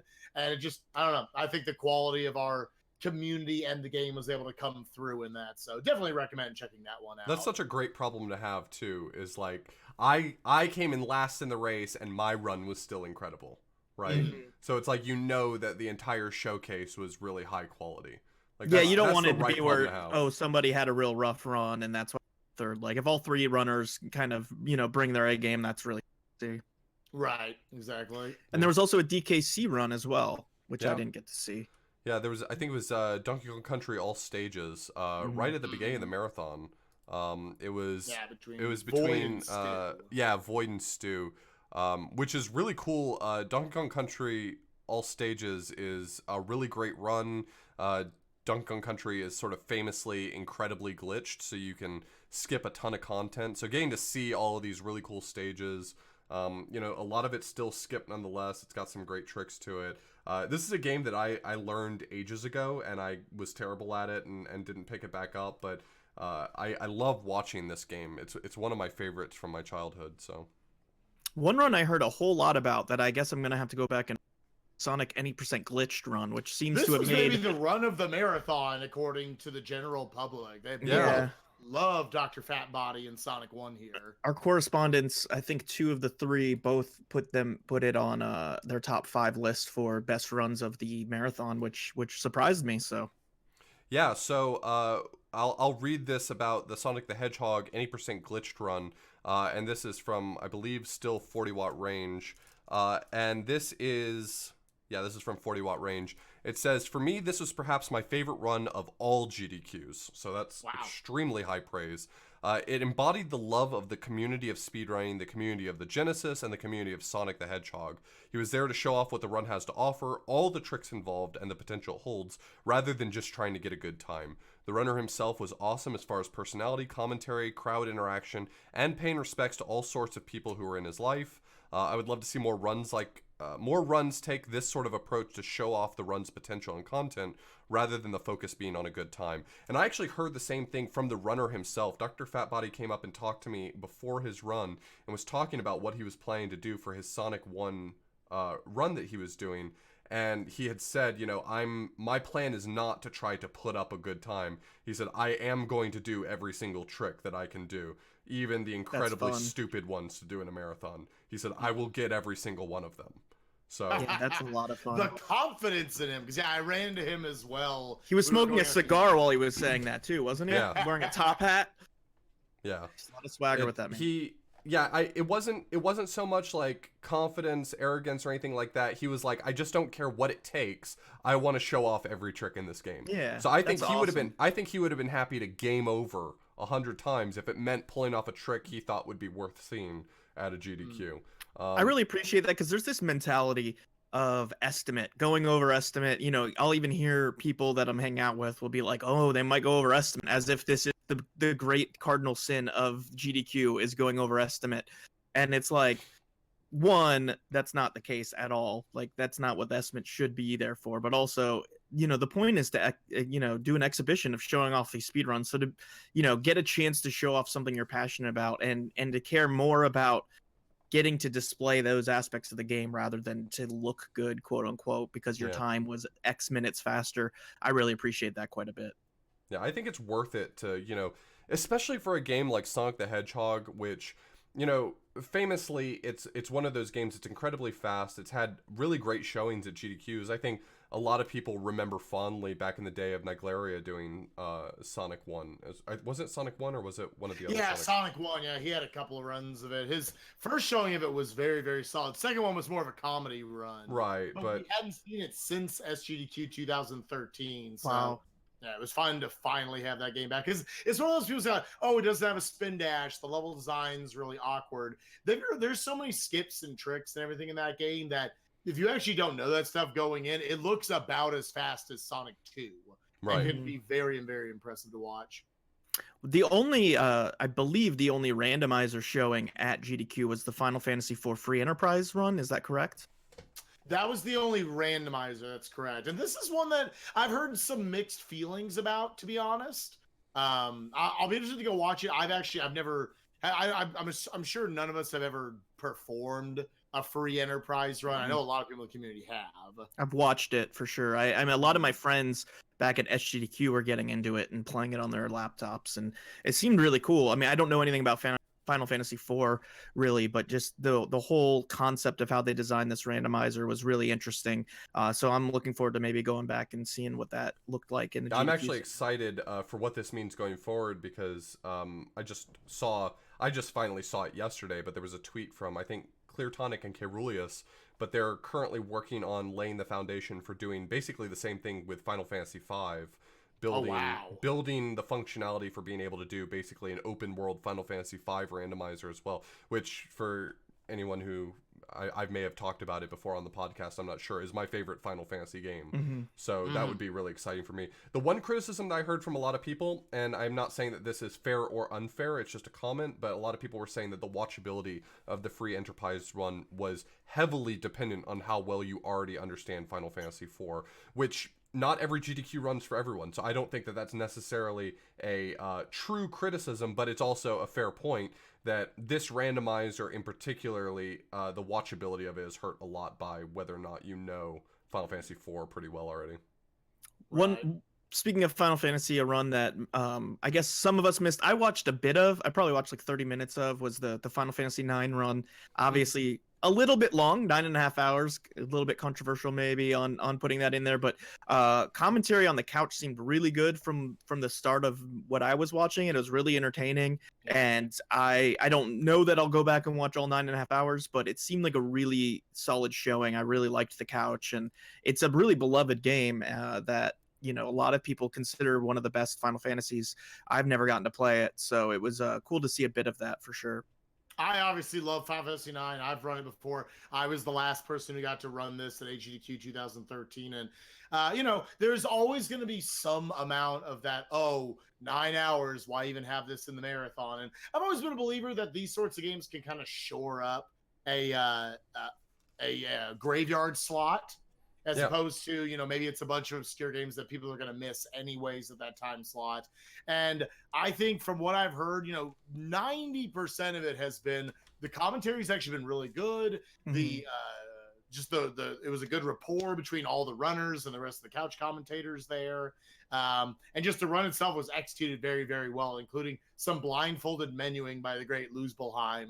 That's pretty fascinating. Luzbel's a beast. Yeah, I can understand the criticism. You could say you could get 20 to 30 other speedruns in there during that time.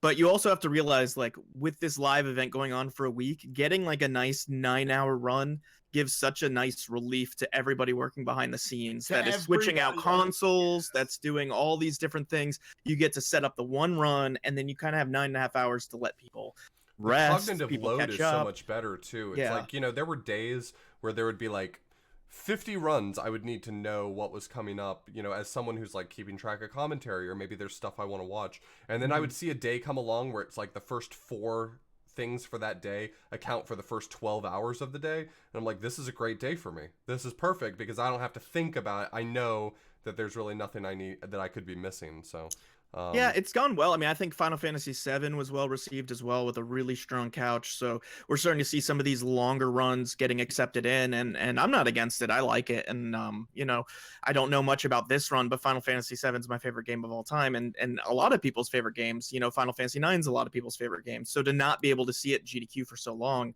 it is really nice to be able to show off a game a lot of people love. So runs that I missed that I would really like to go back and see, Resident Evil and Silent Hill 2. If you know me, I'm a big survival horror fan. Resident Evil's been in a lot of GDQs, so it didn't make me say I have to go into the practice room and watch it, but I still love watching those. I probably will wait to see Silent Hill 2 since I just recently played Silent Hill 1 for the first time and haven't played Silent Hill 2, but I like seeing these survival horror games get in. I hope Cough Cough Parasite Eve maybe could get in for summer games. I think you got a shot, man. I think that game will make a good fit when it finally gets in. Yeah, so I like seeing these survival horror games get their run in there. They're definitely different types of speed runs, especially the Resident Evil style ones. So I'm looking forward to going back to seeing that. So as this is sort of our section on games we didn't see, and we were kindly provided with a few reviews of these games from our correspondence, I do want to throw in a few of these. One of them I want to mention was from 40 Watt Range, mentioned the N++, which is a PC, I think it's a Flash game if I'm not mistaken, or at least it was at one point in its history, but now it might be a standalone game. But it was a co-op speedrun with Crank Dude and An4H. And this is a really smooth looking platformer. It's a game that I played before, at least in one of its previous iterations. And 40 Watt Range wrote, "This looks like a really fun game to speedrun in a co-op mode. It's got great timing and momentum with both players. There's a lot of levels where strats involve the players having to sacrifice themselves so the other player can finish the level. And some of the levels give the players a kind of race against one another, while some require direct competition. And apparently they got a world record during it by about 12 seconds. So that was pretty exciting." So Crank Dude got 2 world records at this GDQ. Yikes. Gee. He was Wow, making the rest of us 02 look runner. bad. Making the rest of us look bad. That's awful. Wow.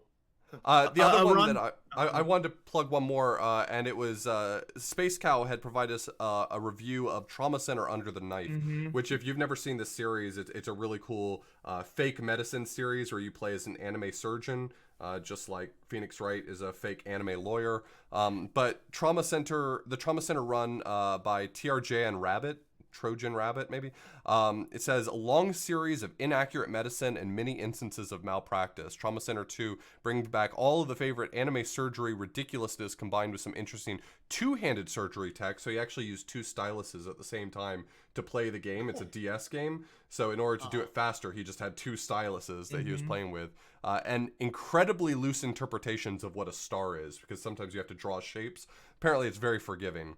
So Trauma Center is an amazing series. I played it on the Wii a long time ago, and I would love to play more Trauma Center games, but apparently this run was really killer at the marathon, so it's one I'm looking forward to going back and seeing. Yeah, Butterfly had won for the whatever the giant healing motion is for shapes, because there was a bid war against that. And I did get to watch about 20 minutes of this before I fell asleep that night. Pretty funny couch. I liked that they asked, does a malpractice, do 2 malpractices make a right? And he said, no, we're going to do a couple thousand malpractices. So it was definitely a strange game. It's cool to see a DS game with like stylus tech involved in it, just something different that we don't normally see, and definitely a bit strange. What about the Crash NST run? I didn't get to see that. I know our dude Spike is a fan of the Crash. I'm definitely a fan of the Crash Insane trilogy. It's now had the whole trilogy at the last 3 GDQ, 3, 1, and now 2. We didn't order, but we got there. I've heard a mixed bag of things here. I mean, Blunts is a very, very strong runner of this game in this category. Got to show the 100% category. I've heard a lot of people criticize some of the commentary.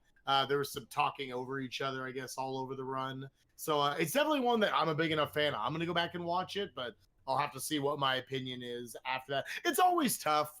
One of those things, I think, as a couch commentator, of knowing, having a good rapport with your runner and knowing when to jump in, when to assist things, when to let some things go. Couch commentary, I'll never say is easy. No. The frame savers know nothing about talking over each other. No. We've never heard of it. Yeah, that's something that I think doing a podcast has helped us with commentary a lot, is because we've sort of learned, okay, just because I have a thought in my head doesn't mean it has to come out of my mouth. Sometimes it's beneficial to just move on. You learned that? How do I learn that? I don't know. I've been trying to teach it to you. Yeah, understandable. What other runs did you guys miss that you're looking forward to going back and seeing? So I want to plug one from Awful Block. Since Awful Block was so long, it was like 10 hours long, and I was doing commentary all throughout it, I ended up having to go back and forth to my room, grabbing Red Bulls and taking naps here and there. So I ended up missing out on a game that I'm a real big fan of called Gordo 106. So this was a game for the Atari Lynx that I had played for Cuso Grande. And it's a really crazy game. You play as this like lab monkey trying to escape from I saw that. research Yeah, I saw facility. it. It's a really cool game with some kind of neat movement tech here and there, and the routing's kind of fun. It's super challenging casually, so watching it be played quickly is a treat on its own. And it's one that I'm looking forward to. I'm not sure how well it holds up if you're not already familiar with the game at least a little bit, but it's really, really cool in my opinion, and so one that I'm excited to go back and watch. Cool to see the Atari Lynx represented. As somebody who actually did grow up with an Atari Lynx, I still have my Lynx from Really? when I was a kid I over believe there it in the has to be corner. hardware modded in order to be captured. It's 'cause got to be. Yeah, there's no video out on it that I'm It's aware a of. portable And console for those of you who don't know. So yeah, it was an Atari portable console. It took about 78 like D batteries. Essentially, you had to just like hook it up to a generator. But it had a backlit screen. This is like way before Game Boy got backlit, of course. It was much better backlit screen than the Game Gear. Like, it was a really quality screen. It was definitely technically way beyond what Sega and Nintendo were doing at the time, but unfortunately was very large, so it wasn't that portable, and also took a lot of batteries that didn't last long. So, but had a lot of really cool games. Cool to see those represented in GDQ, along with, you know, getting our first iPad game. A lot of cool firsts, you know, some more bingo, a lot of risks out there that, you know, we haven't seen as A much. lot of people said that this schedule felt very safe, and I think across the board that feels true when you look at the schedule. But there were definitely a lot of little risks taken here and there that I really appreciated from this schedule. It had some safe stuff in it, which I think makes sense when you're trying to raise $2.3 million. You kind of want to know that you're going to be able to raise $2.3 million, right? But I think that they did a lot to kind of take a few chances, and I respect that. Yeah, I guess it's someone who analyzes these schedules a lot for like prediction shows and stuff. That's interesting. People have that thought process, because I look at it and I see a 4-way randomizer race. I see a 2-way first ever lockout bingo race. I see some of the runs that we end the marathon on are Mario ROM hacks, and not necessarily your big name ROM hacks. Gracie World, Quickie World. You know, I see us ending on Super Metroid, which is Save Kill the Animals, but a very different kind of category that people aren't as exposed With to. a runner, people aren't expecting either. That people know. Yeah. I did not know who this runner was before the schedule came out. Shiny Zenny, it turns out world record holder of RBO. Like And you a said, really this upstanding wasn't guy. a conservative awful block. This was a 10-hour awful block. Yep. That for, you know, awful block obviously has its fans, but it's also got people who always outcry like, oh, is it too much ever? And they leaned on it as hard as they could right here, including a 50-minute virtual highline run. I don't know. That's interesting to see people say that it was a safe schedule, because to me, I actually thought this schedule took a lot of risks. Yeah, I guess it's interesting to me. I was underwhelmed by this schedule compared to all of the ones in the past for my personal preferences. Again, not like from a critical standpoint. And going through this is kind of highlighted that there were a lot of pretty interesting things included in there that maybe didn't stand out when you just kind of browse through looking at the names of games, but realizing Link's game, iPad, Free Enterprise, Lockout Bingo. They did do a lot of pretty interesting things through this. I mean, Right. and ultimately, we've all been involved with GDQ for so long that a lot of the game lists are always going to seem samey to us. Like, I'm not going to get as excited about an NES block because I've seen most of those games. I'm not going to get as excited about some of these big speedruns because I've just seen them so many times. But that's, you know, that's a fair criticism. I mean, it's not intended for me. It's intended for the 100,000 people watching online. So they did do a lot of really cool stuff that I'm looking forward to now kind of going back and watching. So we touched a little bit on RBO. Let's just talk about RBO. Yeah. So it was the reverse boss order category, which is already a pretty interesting glitched / unintended category where you defeat the bosses in reverse order from what the intended boss order is, which poses a lot of really interesting challenges. Things like fighting Ridley incredibly underleveled or otherwise unprepared, and even just getting there is a challenge on its own. Right.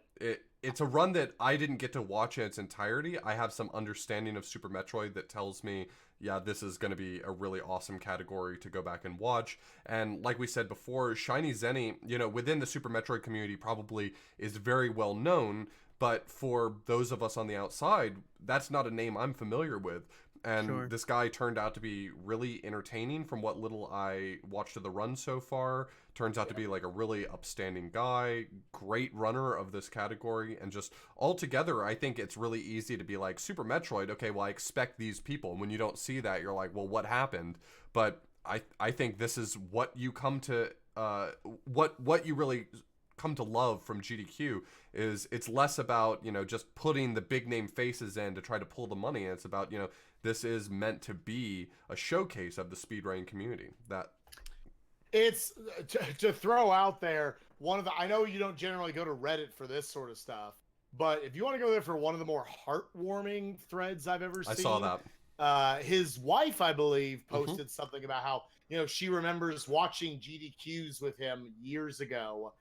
And then all of a sudden now, his first ever time going to a GDQ, he is not just running the game that he's been following for actually like 15 years now, for like since 2004, he's been watching runs. I got to learn in the interview. He gets to be the closer of the marathon. Like that's such a heartwarming, just awesome story to me. Absolutely. Yeah, I did get to catch probably half or more of this run, and it is a spend your whole time in Norfair without having a suit that protects you from the heat.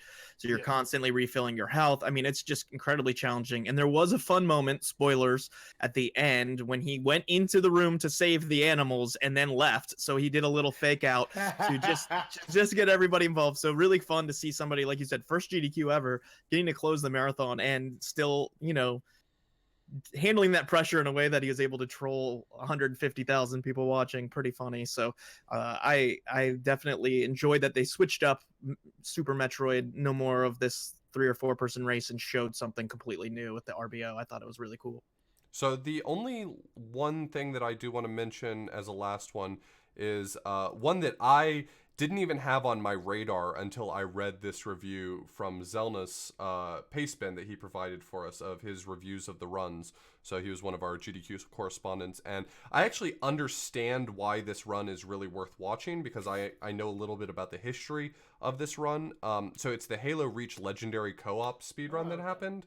And he wrote, this had some seriously impressive gameplay. It's hard to convey difficulty of Halo speedrunning and the game in general if you've never played Legendary Mode campaign. Halo is made with single player in mind and consoles in mind, so these games have very impressive tricks and movement. And the Halo dev team specifically has acknowledged speedruns in the game, so there's lots to love in these games. The run is flawless, and if you enjoy first-person shooter games, do yourself a favor and watch this wonderful run. It had great commentary and great execution. So there was a run of, I don't think it was Halo Reach. It was another legendary difficulty Halo run historically that was run by a runner. There was some controversies surrounding the veracity of his runs, and he had actually brought it to one of the really early GDQs. I think it was maybe when it was, at the 4-H Center or something. It was really old school GDQ. Yeah, Halo 2 Legendary, I think it was. And this runner famously got completely trashed by the run. Ended up having to downgrade the difficulty twice over the course of the run just to complete it. And had gone over estimate by like hours. Wow. And so it's sort of one of those things where after a showing like that, you can imagine it's going to take a long time for GDQ to trust the game again. Sure. And so for it to have such an amazing showing, the Halo franchise, I don't want to say that they're the same game because they're not, but for the Halo franchise to have such a great showing, I think this is really awesome. So yeah, that's a game I would see on the schedule and just my eyes would glaze right past it. Halo speedrun, okay, whatever. So cool to have our correspondents there on the ground, checking out, doing the dirty work. I'm gonna go ahead and watch that run now. So you sold me. So it's cool to have stuff like that. I would have never really wanted to watch the Elder Scrolls runs if you weren't so into them, Chad. So it's cool to have different people be able to be around the GDQ and highlight kind of the stuff that you may have missed that they have reasons that you should see. So that's a pretty good list. I think we went through a lot of video games, it seems like. Real quick, not to call anyone out, just to make sure that we don't knock the wrong people. It was actually Halo 1 back at AGDQ 2011. Oh, okay. And this just so we don't miss something. It's like, Sure. It was Mr. Monopoly Man or something. No, he did a good run. Yeah. But this is a 2011. I'll leave the runner's name. You guys can figure it out yourself. So sure. Yeah. Okay. Absolutely. Okay. Well, let's go ahead and take a quick break, listen to some music, and then we're going to answer Q&A concerning AGDQ 2019.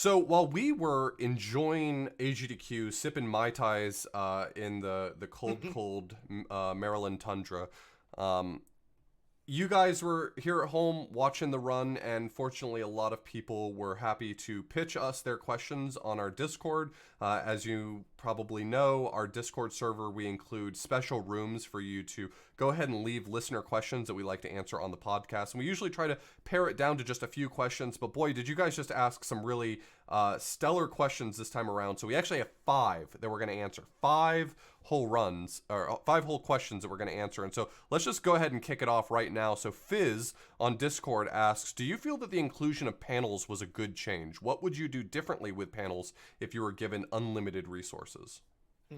Well, I'm fairly biased as Super somebody who biased. has done a panel at both GDQs. I love the addition of panels. I think there's really nothing negative to say about them. They don't detract from the event in any way. And if anything, they just add some extra content for those who attend, which I think is good, especially as the event is starting to expand its numbers quite significantly as to how many people are on site. It's really nice that they're starting to offer more and more things. There's more organization going on around tournaments and different events. We've got the arcade. Now we have the panels. My complaint would be, and I think some of this is intentional. You know, they really haven't promoted the panels too much. The panel's not on the schedule. It's hard to find the panel schedule in general. It's not on their site for some reason. This year, the panel room was really nice. It was nice audio, like auditorium style, like lecture hall room with stadium seating and nice mics. Everything was good, but it was kind of buried in the hotel. It was not in kind of the the foot traffic area of the event. So I would like to see them promote them a lot more. I mean, I think ideally down the road, if you're saying unlimited resources, it would be cool to see them on the stream, maybe on a secondary stream. I think there's a lot of debate and discussion that could go into that I don't think we have the time for. But ultimately, I would like to see them push them more. I really enjoyed our panel with Sinister One on Mike Tyson's Punch Out. You all hear that whenever it releases on our YouTube, and also it'll be an episode. But I also went to the crowd control one, really enjoyed that quite a bit. Learned a lot about crowd control, some of the cool events, cool games they're going to start adding support for. So those would be my wish list items, I guess. But I'm really glad they've been including quite a bit. And we were nervous we weren't going to get into a second panel. We got in once, we didn't take it for granted. So hopefully we can get in for SGDQ as well. Yeah, we kind of over ask because their default is to give you 60 minutes, and I had asked for 90 minutes, and Darkman said, all right, I'll give you 90 minutes, but also I'm going to be extremely critical of whether or not that time was used efficiently. So I was especially interested in seeing whether or not we got another panel after that, and it seems like we must not have disappointed too badly. We're both extremely biased, though. I'd like to see them promote them better. I'd like to see it easier for attendees to not just find the panel room, but know what's going on. I'd love it if after GDQ was over, they rebroadcast them for purely selfish reasons, just so that it helps us publicity-wise. We have been able to use that as a tool to get a platform through GDQ to kind of share what we do, and so there is no shortage of bias between the two of us. I would also say, I mean, you've probably a little less bias than we are. One last thought, because Spike can react to what I say here too as well. I do think it would be nice if people who were doing panels also were treated as runners in terms of getting, not having to pay for attendance to the event, maybe having a different badge. I think people are providing free content for the event. I think it would be nice if that kind of courtesy were extended. It's not like a big deal, but it would just be a nice touch, I think, as well. I think anytime you can just find another way to entertain people, if you feel like you have the manpower and the resources, providing something else for people to come on site and watch. Because obviously, I love getting to see people just fill up that audience and get to watch speedruns all week. But it's nice to also get to provide an arcade, a practice room, a tournament room, a casual room. If you want to play Smash with people, you can do that. You can do a board game room. I love that this panel room exists. I'll openly admit, I was so busy throughout the week, I actually never even found the panel room. Sure. So maybe there's a little bit of, I almost wish it was in a little better place. So maybe audio wise, you need it in a specific part of the room hotel that they gave us was stellar. It was like an it was auditorium, great. Stadium seating, great sound setup and everything. I heard it was really good. So it was, the room they picked was the right room, but they didn't really tell people how to get there. So we had to canvas and run around and tell people, here's where the panel room is if you're looking for it, and that kind of thing. So And it's also just a vehicle for people to get to ask some of their favorite streamers just a lot of questions that they want to know. Mhm. That, for the most part, it's all in passing. Oh, Author Blues, I love your work, blah, blah, blah. Okay, can I take a picture? Okay, and then, like, we're on our separate ways. Right. Here, you actually get this, like, sit-down environment where we can actually, in a much more candid way, get to explain to you something that we on the panel are much more passionate about, and then you can ask us a ton of questions. I've always loved the concept of panels at cons and whatnot, and I think GDQs have become big enough, and many of the names there, Caleb Hart, Mitch Flower Power, and some of these guys, like, they're big enough names to where people would love to just get to ask them questions. Author Blues, John Yeah. Carls, Spike, Urban Yeti, like, let's go, all of them. So. Yeah, and I think that stuff will grow as GDQ gets accustomed to them. We're kind of still in the beta phase of launching these, so definitely not complaints. I think they will invest more into them. I think they've been received well. So our next question was actually asked by both Lat Mackey and Dark Alexander. Pretty much the same question we got from both of them. Said, there seems to always be a lot going on in the practice room, perhaps some stories from the room. I have a few. So there was obviously all the Nim and Nom running that I did. That was a highlight for me. I think one of the hypest things from the GDQ practice room was, and you can actually find it on BJW's YouTube account, Cool Kid and Cypher did a best of 3 Rockman 2 race in the practice room with Blecky and Sinister One commentating it, and they recorded a video of it right then and there, and it's on BJW's YouTube. You can go back and watch it now. It's really, really cool, and there was a huge audience for it. They had sort of set up 2 CRTs in the back of the room, and there was this huge audience surrounding them. Everyone wanted to see this race between 2 titans with great Blecky and Sinister One commentary, so definitely worth going back and checking out. This is... I don't like to criticize GDQ for schedule like too often, because it has got to be an impossible thing. You're never going to make everyone happy. One of maybe the 5 biggest crimes of scheduling was that they didn't take that as a race at this marathon. That you had at the time. These are 2 of the titans of NES speedrunning and Mega Man speedrunning in general. Like, you're never going to see that race again. Yeah. I really believe like that was the perfect opportunity to take that race. I was shocked when it was left off the schedule, especially with Cypher in and out of the community. Oh yeah, don't know when it could. Yeah, sure. in a year he might not be running this game again. It was a notable omission. So compatible. Yeah. Absolutely. Well, I will say for myself, I did do a little Parasite Eve practice. I also found some time save in Alien Syndrome, which was really started rerouting that game because that's one of my 2019 goals. So I found like 10 seconds of time save in the first couple levels. Really excited about that. But I'm surprised this has not come up yet. Chad, tell them about Pringles.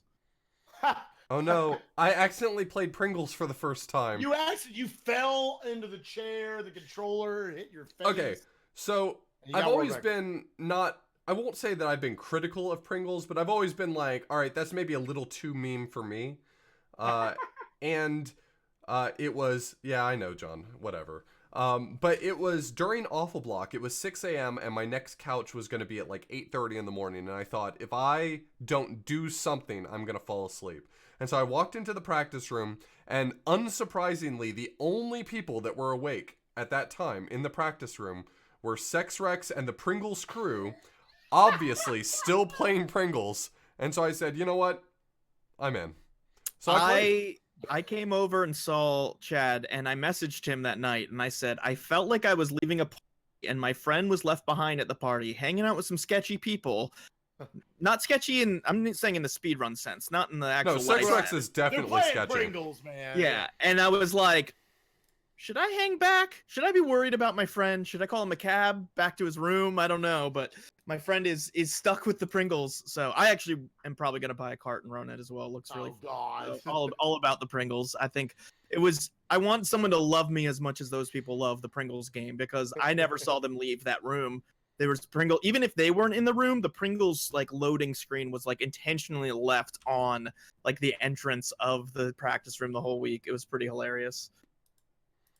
So the next question comes from yeah. Scrivo. He asks, does the crowd inserting themselves into the run help or hurt as a runner? Specifically thinking of the Celeste run and the orb. I don't know exactly what the context is for that. So this is a normal thing that happens every single GDQ. There's some sort of joke thing that gets yelled out at some point during some run, and GDQ as an audience, the audience there on site tends to latch on to certain things that they get yelled over and over and over.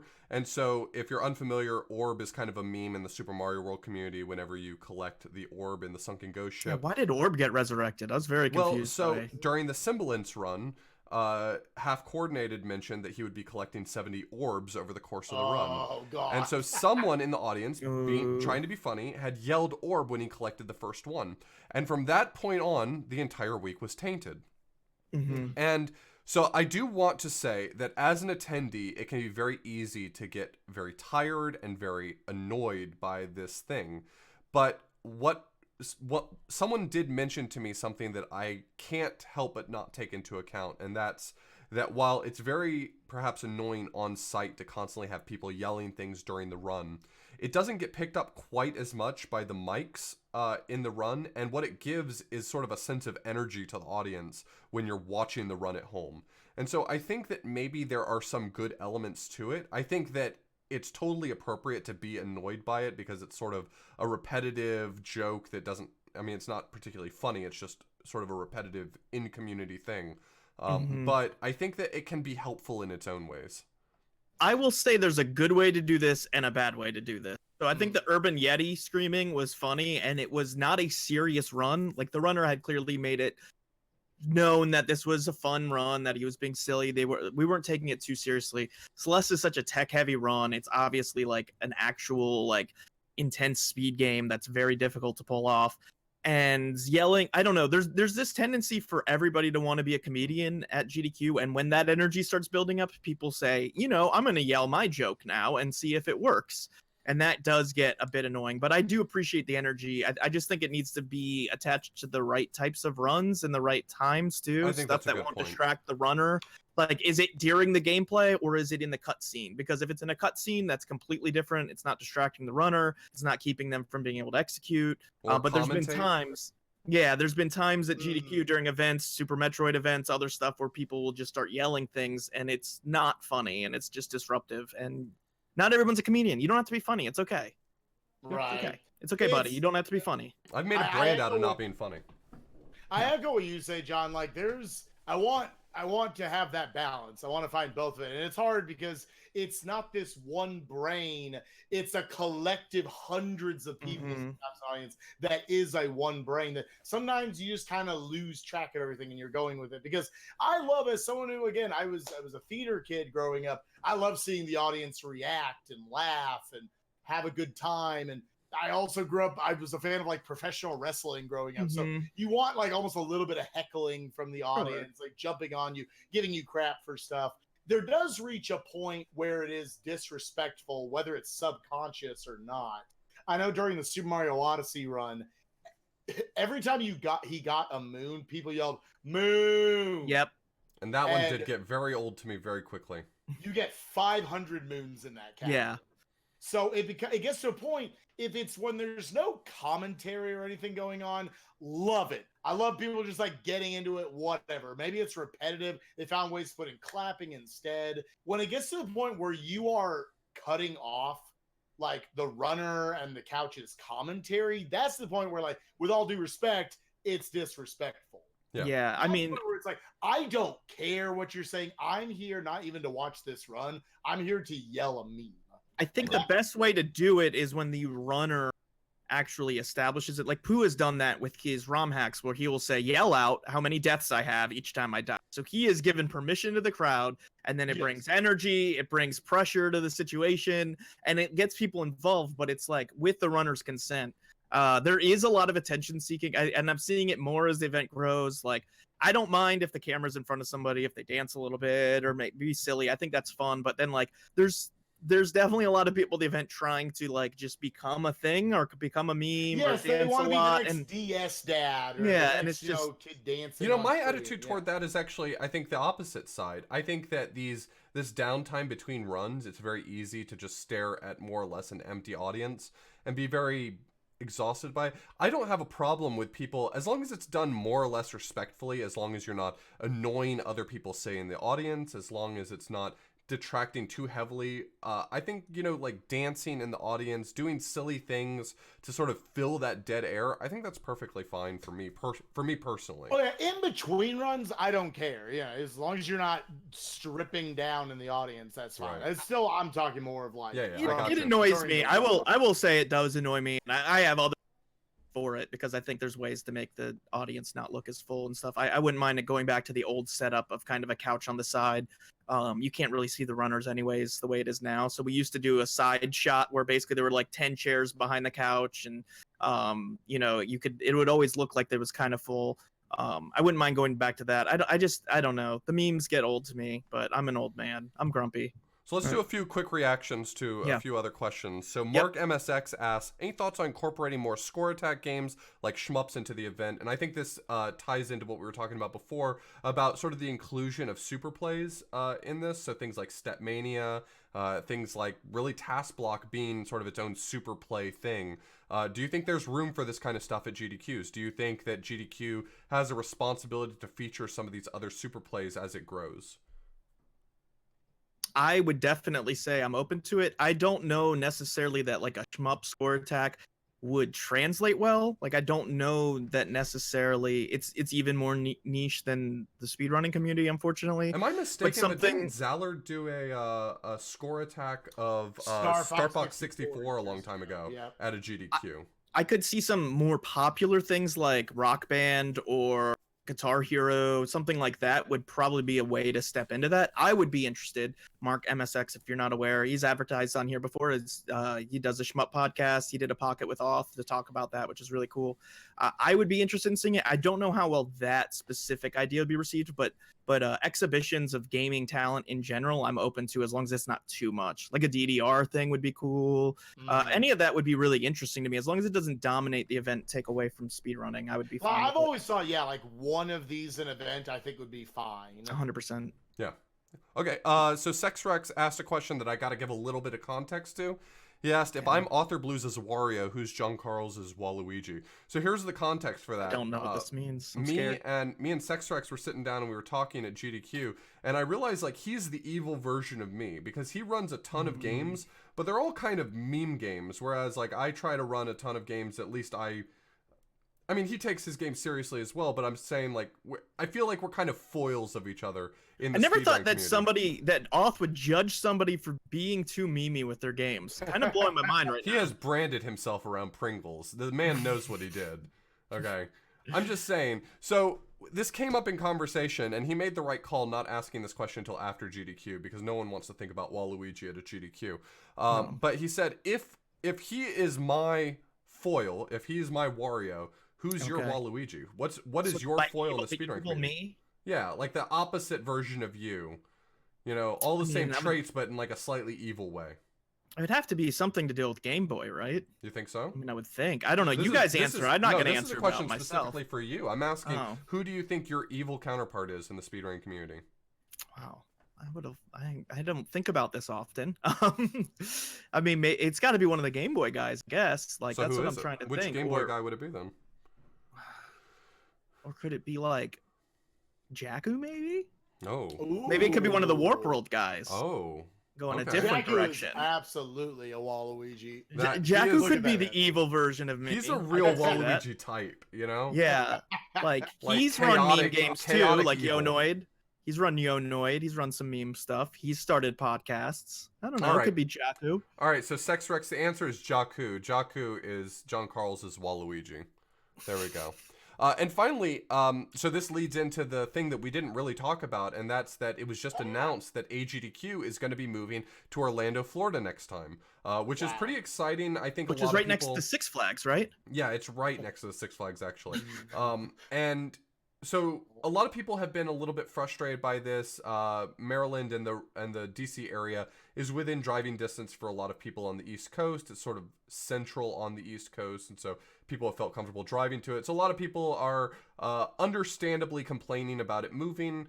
You know, Orlando does have the benefit of Disney subsidizing like all of the flights there. So whereas a plane ticket anywhere else might cost you $500, it could cost you like $200 to go to Orlando. So it has a lot of benefits to it, especially from people traveling a long distance.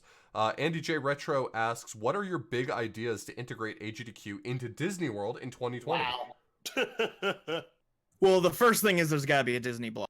I mean, I think that's pretty Oh, obvious. yeah, There better be some. There's got to be some Mickey games. There's got to be a Disney block. 100%. Got to be in there. Yeah. I mean, it's got to be a strong showing. It's got to be a nice big chunk highlighted. It's Prime got to be time. prime time. Yes, Generally, prime they get time. reserved around, earlier in the morning. But I liked what they did a couple of years ago where they had a really good Disney block with like Aladdin was in there, Magical Quest was in there, a couple other games, and then it actually led into Kingdom Hearts, which is obviously its own massive like Disney Squaresoft amalgamation. Got to have some Kingdom Hearts in there too. 100% agree.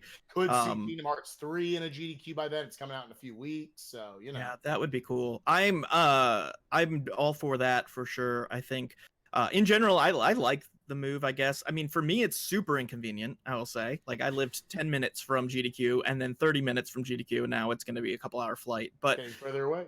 Ultimately, like it being less convenient, like they're already having trouble fitting like people in, right? Like with the numbers, like, I mean, people who want to go are going to go. It's going to be warmer. It's going to be a lot of fun stuff to do around there. Like Southern Maryland, sorry, not exactly that exciting. I've lived around here my whole life. Like, the Dulles location was not that exciting. Like being near Disney, like be able to go to Epcot with my friends, drink around the world. Like that would be cool. Like, I don't know. I think it could be a lot of fun. Do you almost worry that it's almost a problem having Disney World that close? Because I like could see taking away from the event. Yeah, I could see people saying like, "Hey, let's go to GDQ," but in reality, for like the first 3 days, we're just going to Epcot. We're going to Disney World, and then we'll come to GDQ on the last like. I'm super okay with that problem actually, because I don't like how like GDQ, just for purposes of like trying to scale appropriately with the demand, seems to continue having these relatively small venues with extremely large attendance caps, and so it's like ass to elbows trying to get around the venue sometime, just with how many people are crowded in around you all the time. So having 10% of people hike off to Disneyland. It's not gonna be a lot. As someone who just went to Disney World 2 months ago, it's expensive to go to Disney World. Yes. Not everyone will have that disposable income. Yeah, I mean, for the most part, when I go to GDQ, I want to go to GDQ. I don't care about going to sporting events in the area, even though I love sports. I don't care about sightseeing. I want to be around my friends. I want to play video games. So I don't even know if I'll go to Disney World when I go down. Been there before. But it does offer an alternative. It is expensive, but it does offer an alternative.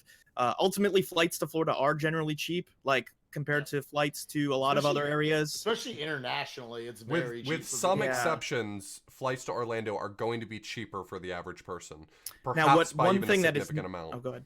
No, One thing that's nice about our area up here where I live is that we do have 3 airports that fly in here, BWI, Reagan, and Dulles. So that does provide a lot of options for a lot of different people to fly into the area. But I'm fine with it. It'll be nice that it'll be warmer too. I mean, I don't know. It'll be cool. And here's the thing. I was with a group of people who were complaining about it, and it was the next day we were all stuck in our hotel room for an extra day because we couldn't fly/drive out of Rockville all of a sudden. That winter snowstorm was a real good send-off to warmer climates. So it was okay, this is fine. It could not have been timed worse. Middle of the week, who cares, we're all in the hotel. A day later, who cares, we're all home. It was right on travel day. It was a nightmare. I will say the difference between traveling close to my house for me and to Minnesota or to Florida, like Florida's probably the most fun of those options to go enjoy with friends. Right. So it'll be a fun vacation. So I'm looking forward to it, but I can understand the frustration. Ultimately, they can't make these decisions based on what people say, because there's going to be people who'll be more convenient for and people will be less convenient for. That's just the way it is. I mean, they've got to do what's best for the event. So yeah. So I think that is our AGDQ recap, isn't it? Yeah, I think we had a lot to talk about, and we managed to cover some percentage of it. Right. I guess now's the time where we shill. So, if you like what you hear, definitely check out everything that we do at www.theframesavers.com. There you can find links to pretty much everything. You can find our Twitter, our SoundCloud, our our YouTube account where we upload videos of all these episodes because we do record them live. You can find our Twitch account. You can also find our Patreon. Our Patreon is one of the best ways that you have to support us. We are extremely grateful for everyone who does support us through Patreon. We've tried to provide incentives that are at least helpful, including for anyone who donates or supports us for $1 or more per month. We upload show notes for every single episode that we do, so you can get, you can see how the sausage is made, and you can see it all right there. In addition to that, we also have for our $25 a month Patreons, we like to plug them in our episodes. So we'll shout out your stream for $25 a month. Oh my God, it's hop so on easy. that. Why are these people not hopping on it? I don't get it. So you can and just as reference, we are $32 away from our Soten episode. So if we hit $300 a month, we will do an episode on Symphony of the Night, which Chad and I have never played before. We'll play it on stream and then do an episode for $32. $32 for the low price. But wait, there's more. So big thanks to Tina Hacks, Mr. Pizak, Kip, Toasted Muffin Gaming, and Kevin Hummert. All of those are our $25 a month patrons right now. We're extremely grateful. You make so much of what we do possible, between paying our editor, paying off our extensive hosting fees, things like that. So thank you so much. Big shout out to the Warp World Podcast Network that we are a part of. They do a ton of really great podcasts. The Warp World Podcast, Warp World Historians. I got one. Both me and John were on. I got one. You'll hear it in the distant future whenever they manage to finally upload their entire backlog that they just produced. Where can they find you, Spike, if they wanted to see all the cool stuff you do? Great stream. If great you stream. love great video games like Yu-Gi-Oh! Forbidden Memories, you should definitely follow me at twitch.tv/SpikeVegeta. I'm trying to get twitch.tv/Urban Yeti as my alt right now. But yeah, I'll be working on a lot of stuff over the next month. I mean, you're not going to want to miss it because he's going to be playing Kingdom Hearts 3 pretty soon too. So but I say pretty soon as well. Yeah, that one's okay. Yeah, that I will watch that. So awesome. Definitely go follow Spike. He's been a good friend of the podcast for a long time and just awesome guy. We love him so much. And a titan of GDQ commentary as well. I mean, if you go back and look through the GDQ VODs from AGDQ 2019 and it says that Spike was on the couch, it's probably going to be a good watch. So definitely check all those things out. By the way, Auth, I didn't tell you this, but they told me they're starting to put people names for the couches on the YouTube videos, and I said, could you change Author Blue's name to capital A, capital B? But they didn't listen to me, so don't worry. They're gonna put our names on the YouTube videos? Apparently. Yeah. Oh, that's pretty cool. Yeah, so, they were asking for people's names for a lot of the runs. I think they started to forget that they needed to do that throughout the week, but definitely at the beginning of the week, I was getting asked by the host every single time how to spell my name and things like that. So. Oh god. So you can follow me at John Carls on Twitter and Twitch, and John Carls1 on YouTube. I'll be doing a lot of Parasite Eve speedrunning and working on some Alien Syndrome coming up, and also Game Boy games always. Chad, you can be found at Author Blues on all the things, YouTube, Twitch, and Twitter. And you're going to be doing what? Monster Boy? There'll be some Monster Boy. I'm going to be doing a blind playthrough of Kingdom Hearts 2 pretty soon on stream because I never actually got around to playing it, so I need to finish that up pretty fast. Because Kingdom Hearts 3 is coming out soon. Do it. So I'm pretty excited about that. I just recently played through Kingdom Hearts 1 and I loved it. So now I'm trying to catch up with the 30 games that they made in time. You would love the anime cartoons. You would love it. It's me. That's who I am. Shout outs to Brian Morgenthaler for producing this podcast. You can find him at BMorgsTV on Twitter and Twitch. Also, some of you got to meet him at the event, so thanks to him for showing up to the panel. A lot of fun to see him there. Also, a huge shout out to our correspondents who watched a bunch of GDQ runs for us and also typed up some reviews for us for runs we missed. It really means a lot to us that the community has grown around this podcast enough that we could ask for that and have people willingly excited to sign up for it. So yeah, I want to mention them specifically. So we have read a few on this episode from Zelnus, 40 Watt Range, and Space Cow. But all of them who wrote things up, I will be compiling them into a giant Google Doc pretty soon. And I will post them not just in the show notes for this episode, but also on Twitter so that you can go ahead and read all of their thoughts about those games. They did a ton of work over the course of the week. I cannot express how much they did. They were constantly posting things to let us know what runs we needed to make sure we were aware of, little write-ups for these episodes that made this episode even just a little bit better. It was totally worth it, and we are so grateful for them stepping up to help us just, out of a love for GDQ and a love for the podcast. So thank you to them. I will be shouting all of them out specifically in that document on Twitter, and you'll be able to read all of them. Yeah, thank you so much, everybody, for joining us. We're excited about 2019. We got some cool episodes planned. Hope you enjoyed GDQ. Go check the VODs out. And thanks again, as always, for Spikevegeta joining us. Go follow him on Twitch. He's a great stream. He's probably going live soon. You should go watch him. And that's about it. So see you in Disney World. Yeah. Woo! Bye.